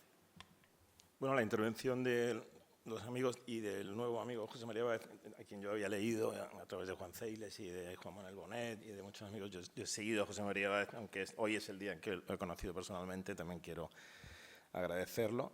Y decía que la intervención de los compañeros de mesa demuestra que no hay que preparar nada, porque ahora me interesa más comentar lo que han comentado. El caso de la emocionante intervención de Rafael Torán, yo creo que no hay etapas en la neurosis. Hay siempre un solaparse, el intento de ser simpático de Miguel, el intento de ser... Era un hombre muy apasionado, muy entusiasta, pero un hombre neurótico, que no era un loco. Es decir, habéis citado también a Roland Barthes y Juan ha citado a Roland Barthes, y yo creo que Roland Barthes lo clavó muy bien cuando dice: sano del todo yo no haría nada, no escribiría, haría una vida normal y sería un ciudadano perfecto. Sano del todo no haría nada. Loco no podría hacer nada tampoco. Pero solo neurótico puedo, solo neurótico soy. Y esto es lo que le pasó a Miguel, lo que le pasó a Juan Ramón Jiménez, lo que le pasó a Cernuda, lo que le pasó a Rosa Chacel, lo que le pasó a José Ángel Valente y a todos los escritores y escritoras que queramos recordar que verdaderamente han hecho algo. Porque hay que salirse un poco de la convención, hay que salirse por naturaleza, casi por genética, de lo que entendemos por una vida asumible por los demás, una vida normal, una vida que no quita que Miguel pues fuera un hombre cordial, un hombre capaz de dar sus clases admirablemente, un hombre con mucho rigor, cosa que hoy los profesores no suelen tener. Es decir, no halagaba la ignorancia del alumno o del estudiante, sino que más bien le exigía. Y esto hoy se ha perdido. Sinceramente, habrá excepciones, ya lo sé, pero Miguel era a la vez que muy simpático, muy exuberante, muy apasionado y muy entusiasta y muy promovedor de cosas. Era un hombre absolutamente riguroso. También lo habéis mencionado, tanto al hablar de las microingenierías del poema como al hablar de la ciencia del teatro. Esto puede sorprender hoy, pero es así. Es decir, él lo veía todo como una maquinaria muy consciente. Y en el vídeo que se ha puesto también, él mismo lo dice, que ha sido muy bonito verlo, ¿no? Él mismo dice: yo no creo en la espontaneidad. Y cuando alguien te dice pues la genialidad o la inspiración, todo eso, bueno, está bien, pero sobre todo es el trabajo. Y era un hombre muy trabajador. Los manuscritos que también ha revelado esta asociación y Rafael y ediciones que se han hecho lo revelan cómo trabajaba, pero no solo los manuscritos suyos, sino los nuestros. Es decir, cómo anotaba. Aquí está Francisco Pozo, otro de los poetas que publicó en esa etapa universitaria, los cuadernillos del grumete. Francisco ha conservado los papeles con todas las anotaciones que, como pudo hacer Ezra Pound en su momento, y el ejemplo creo que no es baladí, hacía Miguel. Digo que no está mal comparar a un neurótico con otro, es decir, a Miguel con Ezra Pound, y son mis dos maestros, uno el que he conocido en persona y otro el que me habría gustado conocer en persona, porque dinamitaron efectivamente una cultura un poco adormecida, por razones políticas en un caso, el español, y por razones culturales el otro, el británico. Ezra Pound llegó y dijo: ¿pero qué hacéis todavía con la poesía eduardiana, creyendo que el sentimentalismo y la forma perfecta es lo que hay que hacer? Y se inventa lo que llamamos, traducido mal, el modernismo inglés. Y Miguel, con esta generación primera, José María, Justo Navarro, Juan Manuel Bonet, etcétera, y la siguiente, que sería la nuestra, la de Málaga, en la que está Francisco, está Comitre, está Alfredo Taján, está Curro Fortuny, y bueno, pues quizá el último mono, pues ahí estaba yo también. Realmente ataca el sentimentalismo, ataca el helenismo que afeaba la poesía española hasta hacerla insoportable, no solo el culturalismo de los novísimos, que también, porque ya todos sabemos que tú has leído muchas cosas, que eres muy culto y que lo vas a decir en el poema, que te ha cundido el viaje, que has leído en varios idiomas, que eres muy guay y lo quieres hacer una especie de collage sin el nervio de Pound o de Eliot, pero eso efectivamente fue una plaga. Y la siguiente fue la de Cavafis y de la poesía helenizante, y todo el mundo había ido a Rodas y todo el mundo estaba con efebos y todo el mundo era griego.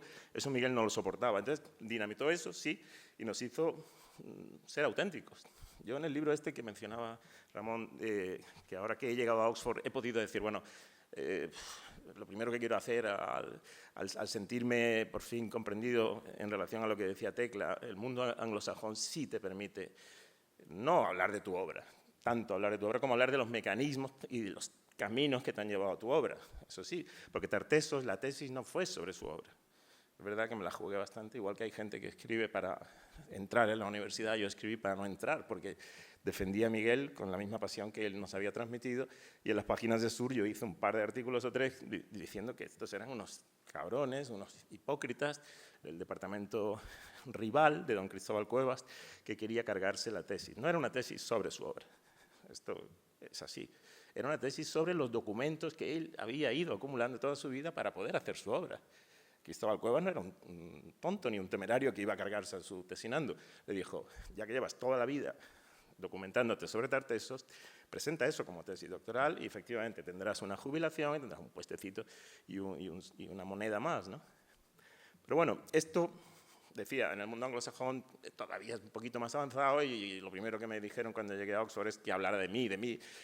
Me parecía que no era, se trata de cómo he podido hacer esto para que otros puedan entenderlo. Y esto era puramente Miguel y por eso en el libro que publiqué allí, La Vuelta a la Poesía, que Ramón ha tenido la amabilidad de poner aquí en la pantalla, es un homenaje a Miguel. Hay varias páginas de este ensayo mío en el que yo hablo de Miguel como el pionero, el que verdaderamente con ese rigor del que hablo y también con esa pasión de la que hablo, nos enseñó a hacer poemas y probablemente a más cosas. De mí decía que yo tenía que ser director de cine, pero que como no madrugaba, que no iba a serlo, pero que yo tenía sensibilidad de director de cine. Bueno, ahora curiosamente he hecho 3 cosillas que están en YouTube, pero lo que me dijo nada más verme era, o sea, todo lo contrario que diría hoy un profesor, ¿no? Que le hace la pelota al alumno. No, todo lo contrario. Él me dijo, no lo sé, puede que tú seas un genio, pero yo no lo creo. Eso fue lo primero que me dijo. Él tenía 15 años menos que tengo yo ahora, cuando lo conocí. Me parece espeluznante, pero a la vez muy bonito, que yo ahora soy mayor que él cuando él me dijo eso y que reconozco que cuando lo vi luego, una de las últimas veces en el Ayuntamiento de Málaga, cuando le hacen hijo predilecto, hijo adoptivo, no sé qué le hacen, que desesperó a la corporación municipal, empezando por el alcalde, porque lo puso de los nervios, porque Miguel ahí estuvo muy divertido, sacando la navaja escénicamente, no una navaja de verdad, haciendo una mímica de que sacaba la navaja, Málaga, la navajilla. Y el alcalde se desesperó realmente, pero ahí a la salida, ya lo puedo decir porque tengo 60 años, y me dijo, pues sí, pues eras un genio. Y digo, hombre, no, Miguel, no, lo que eres un hombre tan poético. Empezó a matizar, ¿no? Y yo digo, sí, Miguel, lo que tú quieras, yo soy un discípulo tuyo y estoy aquí hoy feliz de que tú estés contento, porque se lo había pasado muy bien, ¿no? Miguel lo conocí antes de conocerlo, es decir, creo que es la persona más espiritual que yo he tenido la suerte de conocer en mi vida.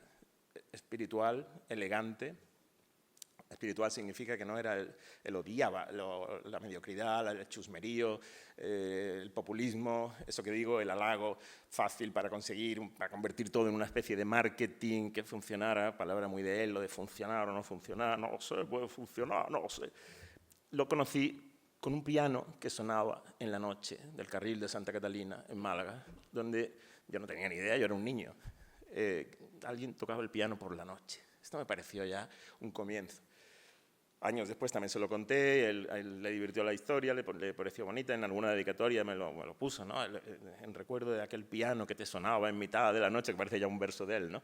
Y mucho tiempo después supe que él había sido en ese barrio el niño que había venido de un pueblo de Córdoba, con una familia con problemas económicos, y había sido monaguillo de la parroquia de San Miguel de Miramar, ahí en la zona donde yo vivía. Él había conocido a mis tíos, a mi familia, él había retratado, Rafa, a ese tipo de personajes que, por otra parte, él respetaba más de lo que pueda parecer, es decir, la burguesía culta. Él me decía siempre, a mí me gustaba el pueblo llano o la burguesía culta. Yo creo que la clase media en general no era lo suyo, porque él decía la clase media tiene que ser conservadora para, efectivamente, conservar lo que ha conseguido.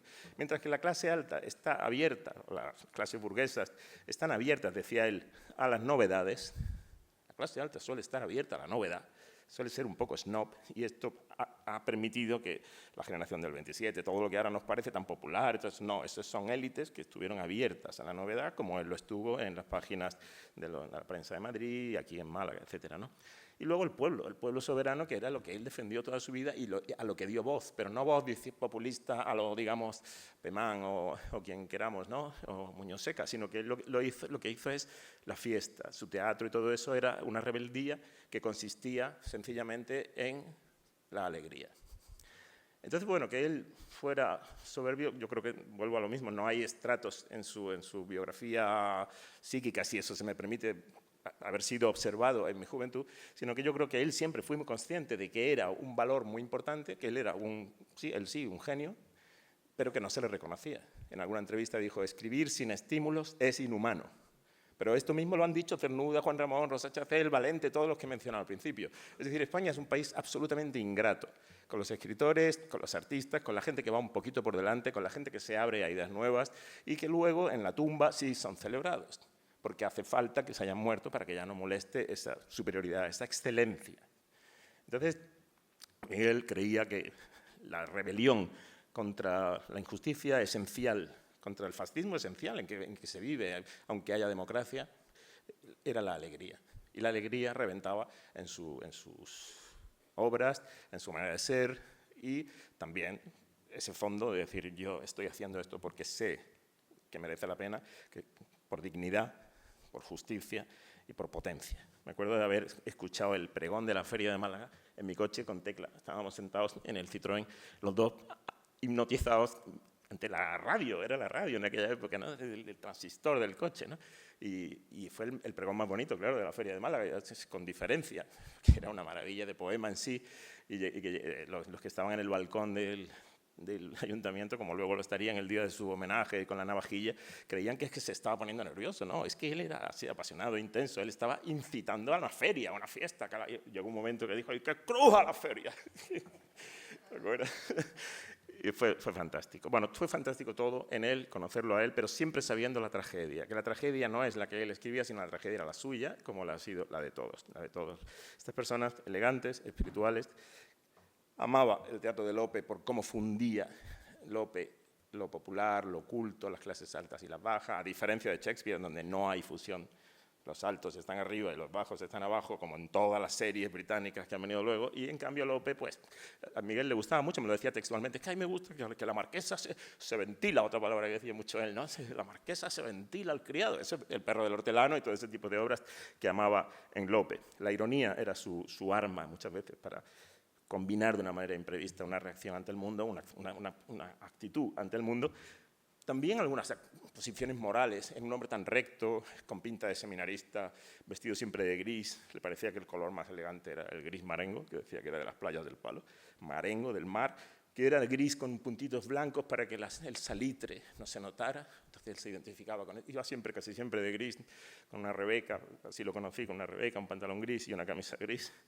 Y digo que había algún punto de moral rebelde también, no solo en su teatro, sino que siempre en la conversación incitaba un poco, de broma, hombre tan recto, tan creyente, yo diría, tan religioso, por ejemplo, al incesto. El incesto le parecía que era necesario. Supongo que por lo que tiene de inutilidad, por lo que tiene no solo de subversión moral, sino también por el hecho de que es algo bastante improcedente e inútil de por sí. Pero en todas las obras que él veía o películas que veía contigo, pues te decía, está muy bien, pero falta un incesto. No sé, bueno, ahí lo dejo, ¿no? Él además, no sé si se ha mencionado, creo que sí, cómo organizó y dirigió el Festival de Teatro de Málaga. Un festival en el que todo el mundo sistemáticamente lo criticó, no solo a él, por traer a gente como Bob Wilson, sino también a Bob Wilson. O sea, fue una vergüenza ajena como contribuyente, como malagueño, el ver cómo la prensa local criticaba un teatro que no era serie de Telecinco, de comedia asumible y dicharachera. Entonces vino Bob Wilson. Me acuerdo que le pedí un autógrafo a Bob Wilson y en el ejemplar de una revista que yo había hecho y están las huellas de Bob Wilson, las huellas dactilares, porque iba totalmente maquillado de negro. Y fue, pues no sé, 4 o 5 horas, ¿no?, de una obra en la que no ocurría nada. Esto no lo puede soportar el público medio, ¿no? Y entonces la prensa, y recuerdo periodistas muy concretos, atacaron aquello. Bueno, supongo que al final consiguieron que echaran a Miguel, como se intentó echarlo de tantos sitios. En fin, son muchas cosas. Él siempre a todo concluía con un anda ya, Majarón, es decir, se desesperaba. Realmente la pasión se puede definir como una parte valiosa, una parte, como lo dijo Ramón Gaya, la pasión es la parte valiosa, la parte positiva de una desesperación.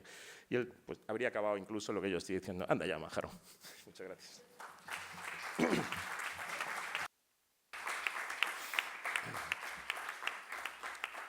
Al filo de lo que se ha comentado aquí en la mesa, yo querría relatar una pequeña anécdota que tuvo lugar en esos años 70 para de alguna manera reivindicar esa condición de maestro de Miguel, de maestro de vida, porque era realmente lo que te enseñaba, ¿no? De maestro que de alguna manera en el campo de la literatura lo que venía a decir era su lucha denodada siempre continua contra los estereotipos.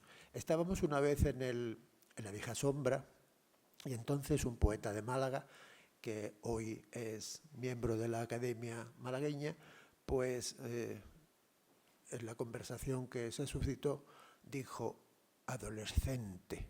Adolescente es la palabra más hermosa del idioma español. Adolescente. Y el hombre se relamía diciendo adolescente. Y Miguel, que estaba allí en la mesa, saltó inmediatamente y dijo, con su ceceo característico: adolescente, una palabra bella, una palabra hermosa, intensa, es laca. Laca, porque a su sílaba tónica luego tiene otra sílaba de igual intensidad, ¿no? Y aquello para mí fue verdaderamente un desvelamiento, porque con esa salida efectivamente te demostraba toda esa banalidad que la literatura, en la que la literatura ha abundado en exceso, ¿no? Tanto es así que para mí me marcó tanto que yo hace unos años que hice una exposición en Madrid, mi exposición se llamó Bucle,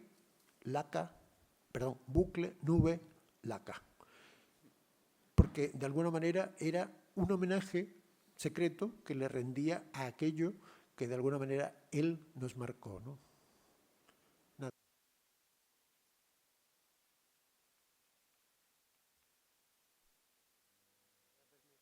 Que abusemos del tiempo de ellos, ya que hemos podido juntarlo esta vez. No hagamos turno de preguntas, lo hablamos si acaso cuando salgamos. Y me gustaría hacer una triple pregunta para que cojáis la parte que os interese, o si sois capaces de la pirueta conceptual, unáis las tres cosas a la mayor brevedad posible. Se han tocado varios temas que ya estaban previstos en la organización. Entonces, muy brevemente,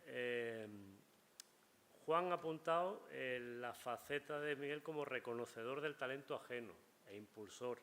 Entonces, ¿qué podéis decir al respecto? Y luego, a propósito de Miguel, ¿qué importancia ha tenido en la cultura española desde su irrupción hasta la actualidad y por qué deberíamos seguir leyéndolo o no? No lo sé, eso ya lo que veáis. Así que lo que sí rogaría, por favor, que tendremos 15 minutos así, es brevedad.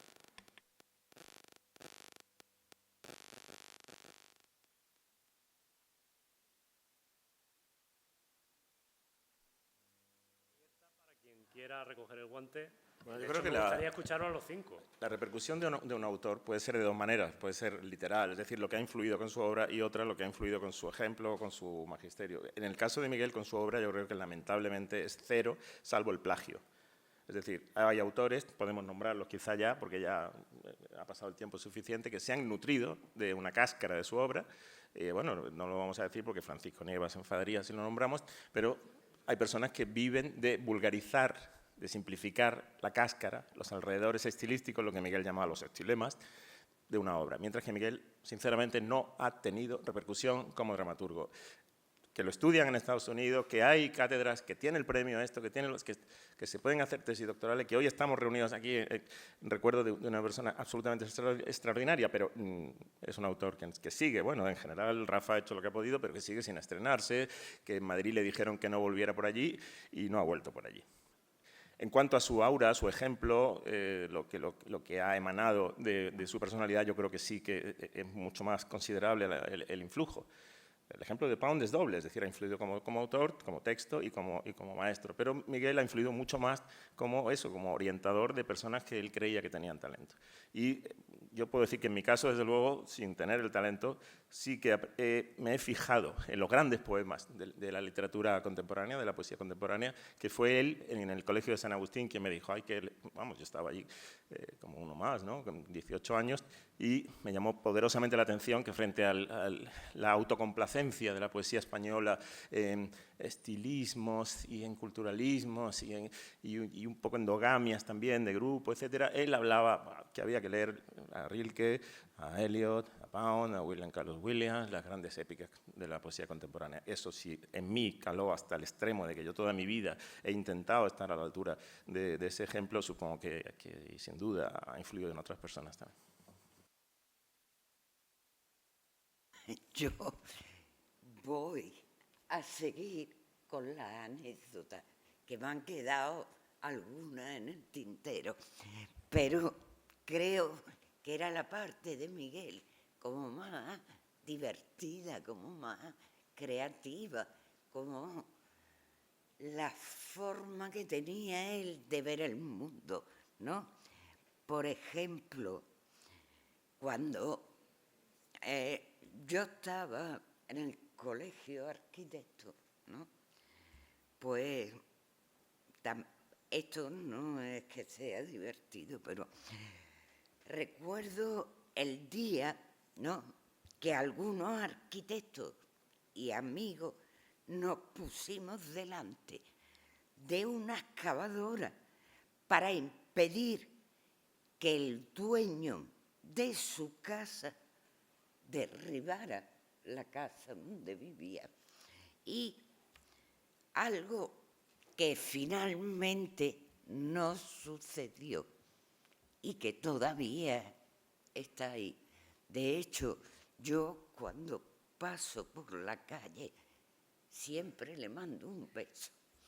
Bueno, y luego en la Buena Estrella, cuando yo estaba llevando la Buena Estrella, dio un curso de poesía, que contó con un público entusiasta y que Miguel nos planteaba, que me parece genial, que escribir poesía nos podía venir bien para ligar, ¿vale? Fundamental. Fue la mejor forma de llevar, ¿no?, de atraer a la gente joven a la poesía. Y luego, en 2000, cuando yo era directora del área de cultura de la Diputación de Málaga, se nombró hijo adoptivo de la provincia a Miguel Romero Esteo, que dicho nombramiento, no significó tan solo un acto de justicia y reconocimiento protocolario, sino que la Diputación llegó a dos compromisos. Uno, la publicación de su libro Territorios Malacos, que precisamente va a ser el tema con el que abordaremos el año que viene, el otoño, Miguel Romero Esteo. Y también la creación o la puesta en marcha de los talleres permanentes de teatro sobre la obra de Miguel Romero Esteo. Pero lo más divertido de esto fue que a los pocos meses Miguel me llama por teléfono para decirme que le mandáramos a alguien de mantenimiento a su casa porque se le había roto una tubería del agua con el argumento de que si la habíamos adoptado, ¿no?, pues teníamos que cuidarlo. Me parece genial. Así fue, ¿no? Y luego, que no hemos nombrado aquí, pero que en su último año, ¿no?, acogió en su casa a algunos senegaleses, ¿vale?, que se iba encontrando en el paseo marítimo. Cuando iba a visitarlo, veías sombras oscuras, aunque quedé un poco racista, pero no, veía sombras oscuras de un lado a otro. Ellos cocinaban mientras Miguel investigaba sobre la cultura del país, hasta que se convirtió en un experto en Senegal. A uno le dio dinero para que su padre cumpliera su mayor deseo, que era comprarse una moto. ¿Y qué pasó cuando le enviaron la moto? Abandonó a su familia y se fue a recorrer el mundo. A otro que quería ser futbolista le compró el equipo, todo el equipo, ese es bien, y se fue a jugar a la Almería, convirtiéndose en un futbolista de primera. Finalmente, ¿no?, que esto no suele decirse, pero a alguno le dejó, porque él era una persona muy confiada, muy cariñosa, muy empática. ¿Y qué hizo? Le dejó su tarjeta del banco y su tarjeta del Corte Inglés para que le sacaran dinero para vivir o para... ¿Y qué pasó? Pues que de pronto de pronto se descubrió que lo habían arruinado, le habían sacado, y habían sacado varios móviles del Corte Inglés. Rafa lo sabe eso mejor que nadie. Pero yo ya no voy a hablar más, solo decir que además creo que Miguel hubiera estado conmigo, ¿no?, que los jóvenes, ¿no?, tenéis que seguir su estela, porque era una persona que adoraba a la gente joven, ¿no? Le encantaba estar con ellos, escucharlo, oírlo, ¿no? Y creo que el próximo encuentro que hagamos, quiero que esté lleno, Ale, tú nos vas, de gente joven, de gente joven, porque él era mucho más joven que todos los que estamos aquí y que vosotros también, mucho más joven. Y por lo demás, viva Palestina libre.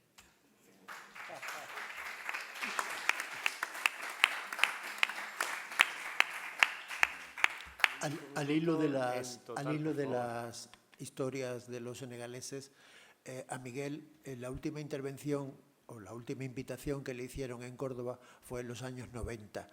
Un amigo mío, ya fallecido, Pedro Rosso, tenía un aula de poesía en Córdoba en la que invitaba a distintos poetas que daban una lectura pública, y después Pedro era profesor de literatura y tenía muy en cuenta que lo importante no era solamente la lectura, sino la rentabilización social de esas actividades, ¿no? Entonces llevaba siempre a los poetas invitados a las aulas de los distintos institutos de Córdoba para que les dieran siempre una clase más directa a los chicos de 15 años. Entonces, cuando llegó Miguel a ese instituto, empezó a contarle a los chicos que en su casa efectivamente estaba llena de senegaleses y que los senegaleses le hacían la comida y estaban por allí a su libre albedrío. Y él lo único que hacía era comprarle condones, porque le insistía mucho, porque decía, son muy promiscuos. Y entonces yo les digo, tenéis que tener mucho cuidado. Así que yo les compro los condones y además les digo, y cuando los uséis una vez, luego los tiráis, no los guardéis. Dice, claro, el problema es que le tengo que comprar siempre los condones más grandes, porque con ellos no hay otra manera. Bien. Dicho esto, lo que yo quería también era remarcar que hoy en día que la literatura y el arte y en general y toda la cultura ha retrocedido con respecto a lo que de alguna manera se reivindicaba en los años 70, ¿no? En los 70 había un interés por cambiar el mundo y por supuesto todos los mecanismos sobre los que se rige el mundo, entre ellos la cultura misma, ¿no? Entonces, a diferencia de hoy, donde ha habido un aburguesamiento cultural manifiesto, ¿no? La poesía hoy en día no deja de ser más que una sucesión de elegías aburridas y monótonas, ¿no? Yo recuerdo a un autor que yo lo leí gracias a Miguel, que era Richard Brautigan, del que hoy nadie habla, pero su novela La pesca de la trucha en Norteamérica, que es una novela inclasificable, una novela extraña, amorfa, divertida, fantástica, ¿no? Pues todo este tipo de literatura y todo este tipo de giros era lo que de alguna manera Miguel siempre estaba al loro y lo sabía. Esa novela, yo no sé si se llegó a publicar realmente en España. Yo leí una versión que se publicó en México en 1974, ¿no? Y lo leí porque él había hecho un artículo sobre Brautigan en las páginas de Nuevo Diario, una revista, o sea, un periódico que no lo leía nadie, porque era un periódico que de alguna manera estaba muy vinculado también a los fachas, aunque tenía una trastienda de una apariencia de cierta tolerancia, pero no dejaba de ser un periódico franquista. Pero en los sábados, ya sabéis que publicaba Miguel su página semanal en el suplemento aquel de páginas anaranjadas, y la página de Miguel era deslumbrante. Y entre uno de las semanas fue precisamente un artículo sobre Brautigan, del que, ya digo, hoy nadie habla, ¿no? Y él fue un adelantado en ese sentido. Que ya vamos un poco pasados de tiempo. Sí, yo pensaba, antes de hablar de la vena ensayística de Miguel, porque me parece interesante, pero lo voy a dejar. Lo que sí voy a decir de la manera más breve posible es que yo tuve la suerte de conocer la obra de Miguel antes que al propio Miguel. Yo conocí la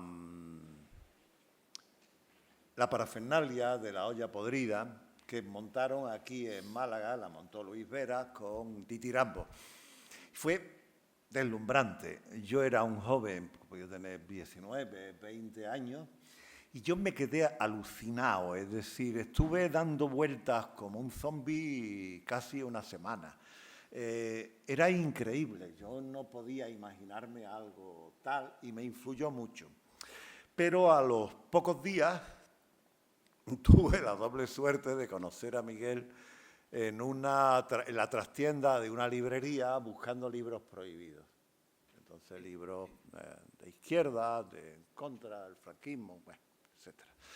Y a partir de ahí fue cuando cuando tuvimos contacto y lo recibí, nos encontramos en Málaga de nuevo, cuando él estaba en el despacho de Pilar Palomo buscando trabajo. Le iba a dar trabajo y yo me lo encontré. Espérame, que nos vemos, que tomamos. Bueno, nos vimos y a partir de entonces prácticamente mantuvimos el contacto casi continuamente. ¿Por qué os lo digo? Porque en el 75, a partir del 75, yo empecé a buscar, porque él me pidió que le escribiera un artículo para apoyarlo, porque lo echaban de la facultad, o lo dejaban prácticamente reducido a telefonista, a contestar al teléfono. Y entonces, sí, hay un artículo mío en El Sur que me lo pidió él, sí. No, seguro. Entonces, yo escribí un artículo diciendo quién era Miguel Romero Esteo, quién era y a quién tenía. En el artículo, precisamente, una de las cosas que decía, lo que voy a contaros aquí, es lo que dicen Ruiz Ramón, lo que dice San Villanueva, lo que dice Óscar Cornago, lo que dicen después el que prologa el Tarteso, Aullón de Haro, y lo que dice Lázaro Carreter. Es decir, prácticamente, dice Lázaro, nadie ha ido más lejos que Miguel en el teatro. Eso dice Lázaro. Después dice lo que dije antes, de que en su obra están las páginas más brillantes de la historia de la literatura universal. Pero antes había dicho esto, nadie ha ido más lejos.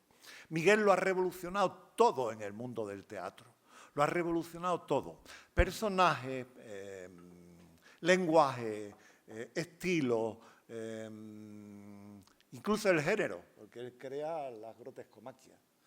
A mí me sorprende, y le he dedicado algún tiempo a trabajar sobre este tema, y estará en mi ensayo cuando salga, le he dedicado mucho tiempo. ¿Por qué? Si realmente me parece, yo no soy historiador de la literatura, me dedico a la filosofía, a la antropología, a la lingüística, y ya tengo bastante.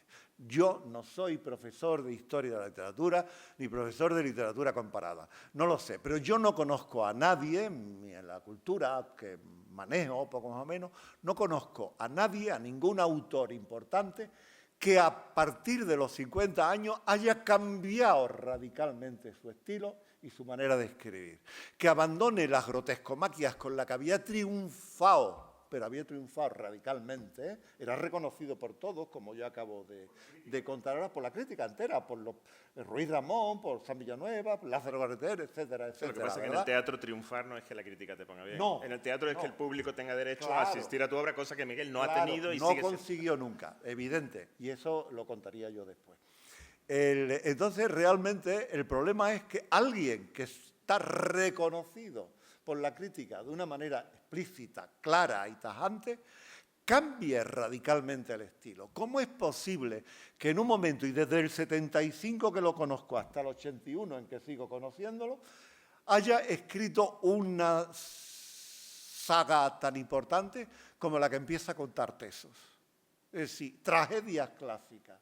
Y tragedias clásicas que están llenas de música, que están llenas de de poesía. Yo creo que Miguel era un gran dramaturgo porque era un gran poeta. Es decir, los parlamentos de los personajes de Tartesos, que son los que yo he leído con más detalle, son poemas que posiblemente merecieran estar en la historia de la poesía. Es decir, a lo mejor entre las 100, las 500 mejores poesías de España o de la historia de la literatura española o de lo que queráis, ¿verdad? Entonces, es dramaturgo porque es poeta, pero al mismo tiempo es poeta porque es pensador, que esto es lo que me dejo ya en el tintero, ¿no?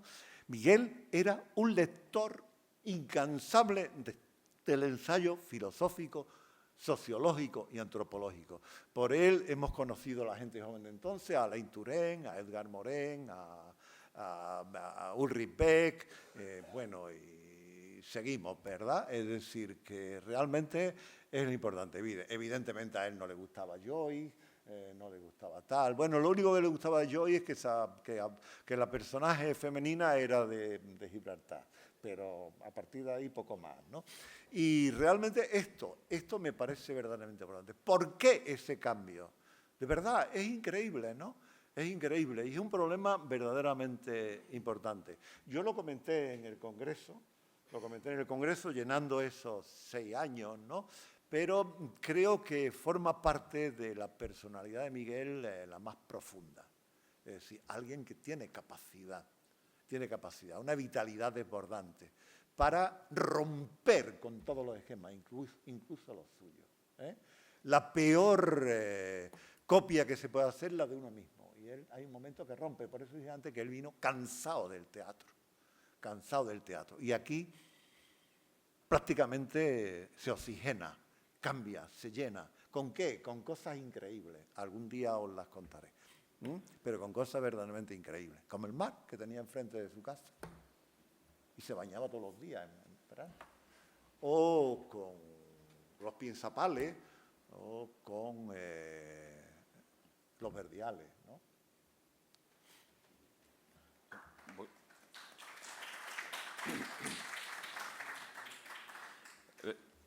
Perdonadme un poquito ahí la arrogancia. Me voy a quedar únicamente con la pregunta que él ha hecho. ¿Por qué hay que leer a Miguel Romero Esteo? ¿Por qué consideramos? Entonces, desde mi perspectiva, es por lo siguiente. Oscura llega la muerte lo mismo que un sol negro. Alumbra de la herida secreta y asoma entonces la faz de al otro lado de los mundos, la faz terrible de los dioses. Nos damos cuenta entonces que iba el nogal echando nueces vanas de vano el vacío. Oh negra las luces de negro el sol negro, relámpagos de huecos los dioses y oscuro el corazón. Rodaban las lunas arriba de los bosques, rodaban las lunas arriba de las cordilleras y los bosques, rodaban por mitad de las llanuras y los ríos, rodaban a la orilla de los océanos y las aguas, rodaban las lunas y rodaban en vano, rodaban los gigantes igual que los castillos de las arenas, aventados los árboles de las hojas de oro, aventados de al otro lado de la muerte, de al otro lado de la casa vacía de las palabras, de la casa vacía de los planetas y los mundos. Ruedan de los abismos de los cielos, locas las ruedas de los cuchillos y la sangre, salpicadas de la sangre las manos, el cuchillo a la mitad de las manos. Así caminamos del camino hacia ningún camino, caminamos del mundo hacia ninguno los mundos. Suplicamos de los dioses hacia ningunos los dioses, nutrimos de horror hacia las piedras de la luna, hacia grandes las piedras de la luna. Nos alimentamos de la misericordia, mientras a la mitad del corazón, creciendo van de ninguna las lunas, los venenos oscuros de a la boca del gran agujero, los túneles de larga la noche. Esto lo dice Onócopo en Tartessos.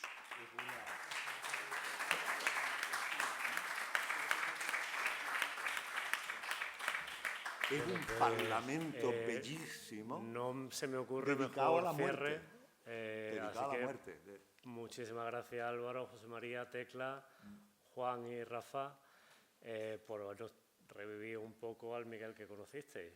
Ya sabía poco, pero bueno, me imagino que ahora os vampirearé alguna cosa más, como diría él, ¿no? Muchas gracias a vosotros. Os recuerdo que el otoño en formato reducido recuerda el nacimiento de Miguel hoy y concluye el 29 de noviembre en el cementerio inglés, como habéis visto, con la ofrenda floral, que será a las 12 de la mañana del sábado 29. ¿De acuerdo? Muchísimas gracias y nos vemos en la siguiente.